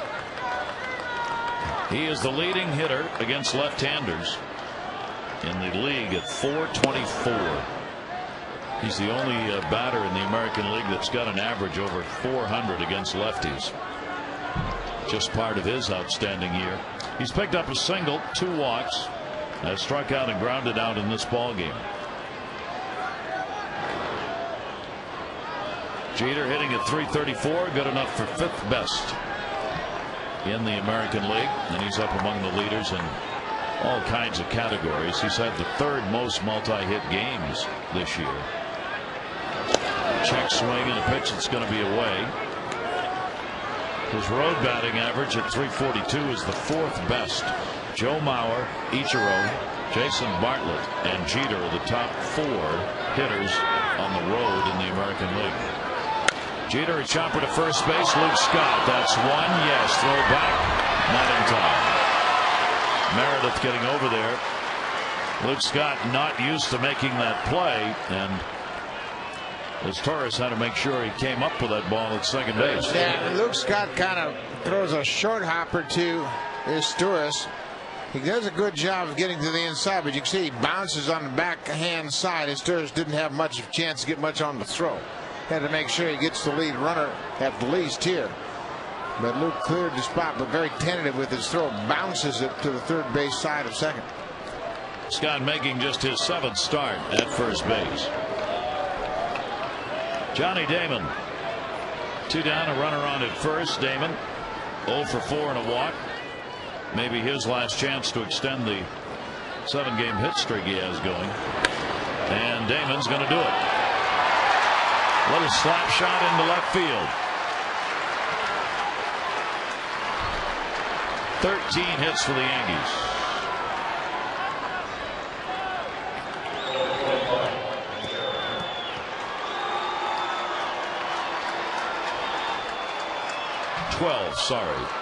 Each team with 12 hits. Damon is on. Teixeira up. Meredith would love to be able to save these runs, keep it a 3-run ball game. He gets at least to get a shot in the bottom of the ninth.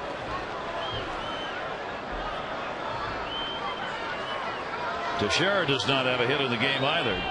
He's had a walk and a run scored. He's drawn 2 walks in the game. He is flied out, struck out, flied out again. Rivera, Melanson in the bullpen. Currently, it is a save situation.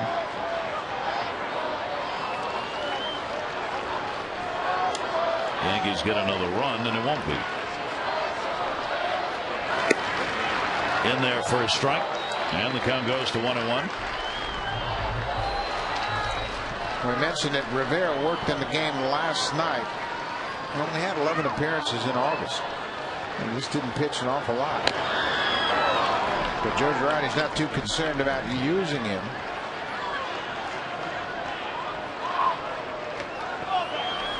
And the one thing about Rivera, when he does go in there, he doesn't throw many pitches. He had a couple of single-digit innings second half of August. Just goes up there 7 pitches, 1, 9 another. Runners are going, and it won't matter. Teixeira goes down swinging. Orioles get one more chance. Marquez, Reimold, and Scott, bottom of the 9th.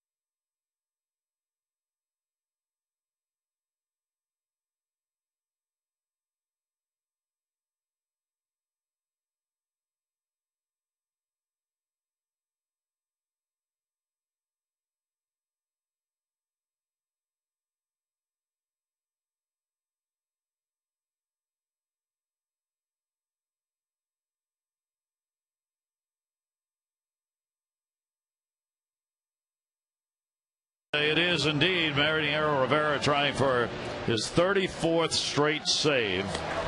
It is the longest streak he has had in his career, and it is currently the longest active streak in the majors. He got one last night. Yeah, and he just doesn't get himself into trouble. 9 walks and 61 strikeouts, and he punctuated his save last night, striking out Nolan Reimold with an inside fastball to end the game. And he throws that cut fastball. He's using it effectively to both sides of the plate. He'll throw a 2-seamer every once in a while, but literally he doesn't need to do that very often. He is tied currently with Brian Fuentes of the Angels at 37. They're 2 ahead of Joe Nathan and 5 ahead of Jonathan Papelbon. He has given up only 1 earned run in the last 28 times out, which is 28 innings. He has walked 6 and struck out 29 during that stretch. 56 out of 59 save chances on the road after he blew his first 2 saves on the road in 2007. I mean, it's just, there was a moment at the beginning of the season where there was a slight question of, is he still Mariano Rivera? Yeah, it was about 3 innings. Yeah, that's it. That was it. There's a lot of talk around baseball, especially American League, whether or not Mariano is worthy of Cy Young consideration and MVP consideration. Yeah. So the Orioles have Marquez up. Marquez a 3-hit night. He's 3 for 4. I think we'll try and get it started with the Orioles down by 3. Each team has 12 hits in the game. And there's that cutter in on your hand. And it moves so much. You know what you're getting. And you swing at it, and it just keeps following you inside. You swing right over the top of it. If you do hit it, it's about 10 inches above your hands. Nick 4 for 11, lifetime off Rivera.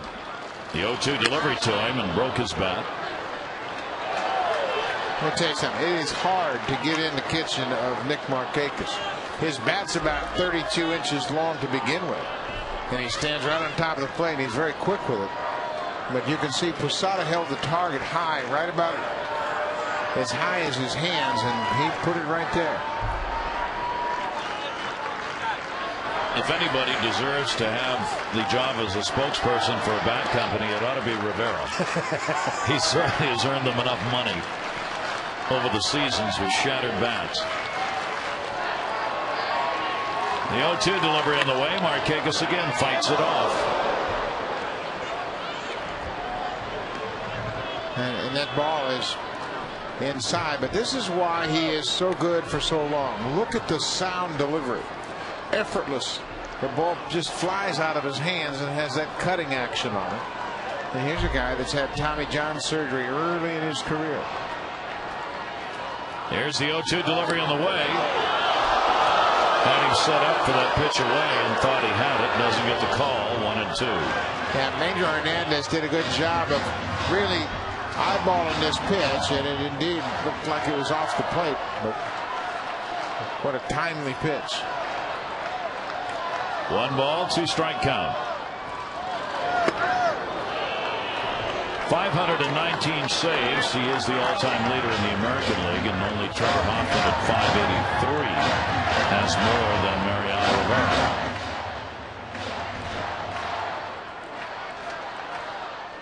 Two ball, 2 strike count. Markakis battling here in the 9th, and again went outside.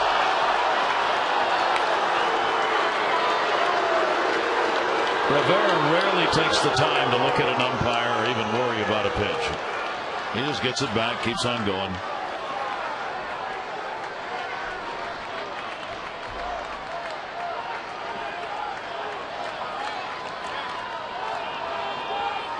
See if they come back in or stay away. 3 ball, 2 strike count. Markakis to second. Cano. 1 down in the 9th. Updating you on the voting for the AT&T Player of the Game. So far, Luke Scott on top. Mora and Jorge Posada your choices. You can text in your vote A, B, or C to 51862. The final results coming up on the O's Extra Post Game Show. Jim and Rick will have that one for you. Here is Nolan Reimold. Reimold's had a 2-hit ball game, 2 singles, a walk, 2 runs scored, and he has popped out on a fine play made by Cano, who had his back to the plate in right field and retired Reimold in the 6th inning.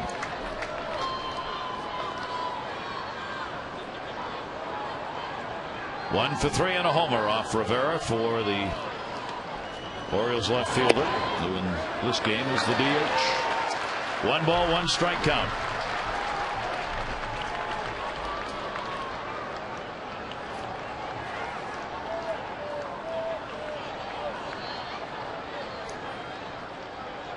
Rivera's 1-1 delivery. Reimold tried to hold up, fouled it off. Well, and again, he has such a sense for when to go in, when to go away, and he just never allows hitters to sit back and sit on a particular side of the plate. It's either going to be on the corner inside or on the corner outside. 1-2 delivery. Rivera is appearing in his 8th game against the Orioles this year. He's got 6 saves in the previous 7. He's worked 6 1/3, given up 1 run on 1 hit, striking out 5 and walking 1. Well missed outside, and a 3 ball, 2 strike count. And this is the guy that got the 1 run on 1 hit. Right here. First major league home run came in Yankee Stadium. 3-2 delivery, and that's going to be a base hit into left field. So Reimold is on with 1 away here in the bottom of the 9th, the 13th hit for the Orioles. Yeah, Reimold's had a big night. 3 hits and a walk. He scored a couple of runs, and he battled Mariano Rivera.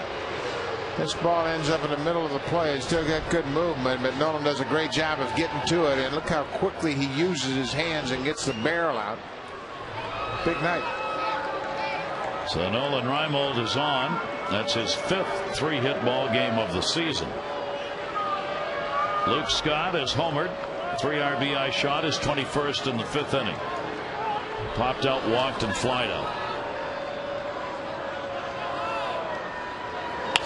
Scott 0 for 8 off Rivera, fouls it off for strike 1. You know, everybody wonders what the cutter is, and it's a pitch that just moves about 6 to 8 inches, and it's difficult to throw. I mean, you just kind of give it cutting action, and it's almost as if this is a natural pitch for Mariano Rivera, and not many people can master it as effectively as he has.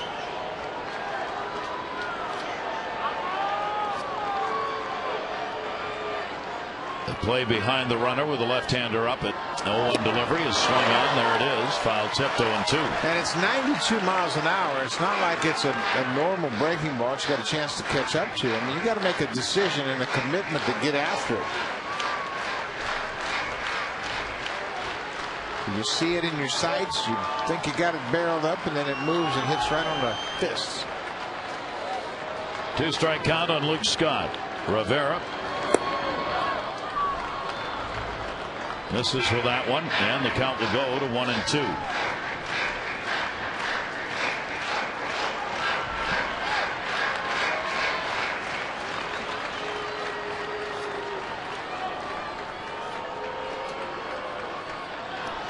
A tug-of-war ball game in game 2 of this 3-game set here tonight.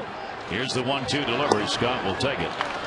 The Yankees have hit 5 home runs. Posadas had 3 RBIs with 2 homers. Cano, he's had a home run. 2 RBIs for Swisher on a home run. Eric Hensky a home run.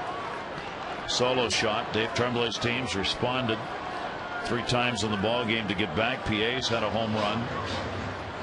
Scott's had a 3 RBI shot. 2 RBI single by Melvin Mora.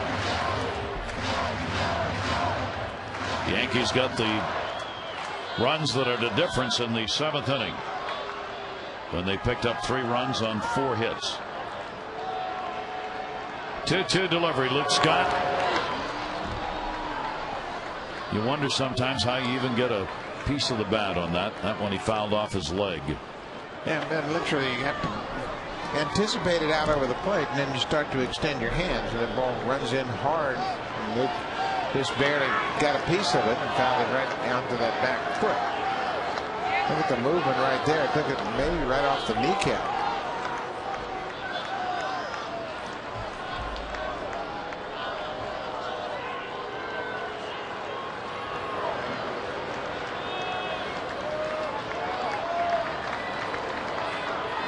Reimold off first base. 2-2 delivery. Scott. And then that's what he does to you, as he did to Marquez. Yeah. You're all concerned about getting your hands chopped up, and he throws a pitch that's breaking away from you. And it looks like it's 5 feet away from you, and it's on the outside corner. Luke did a good job of spoiling that pitch. He's battling here.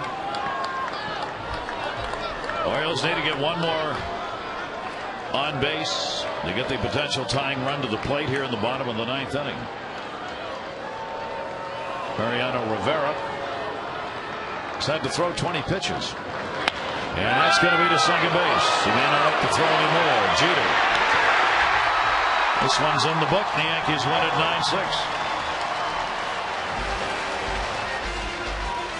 9-6. Marte will get the win as the Orioles unable to find a way against Mariano Rivera.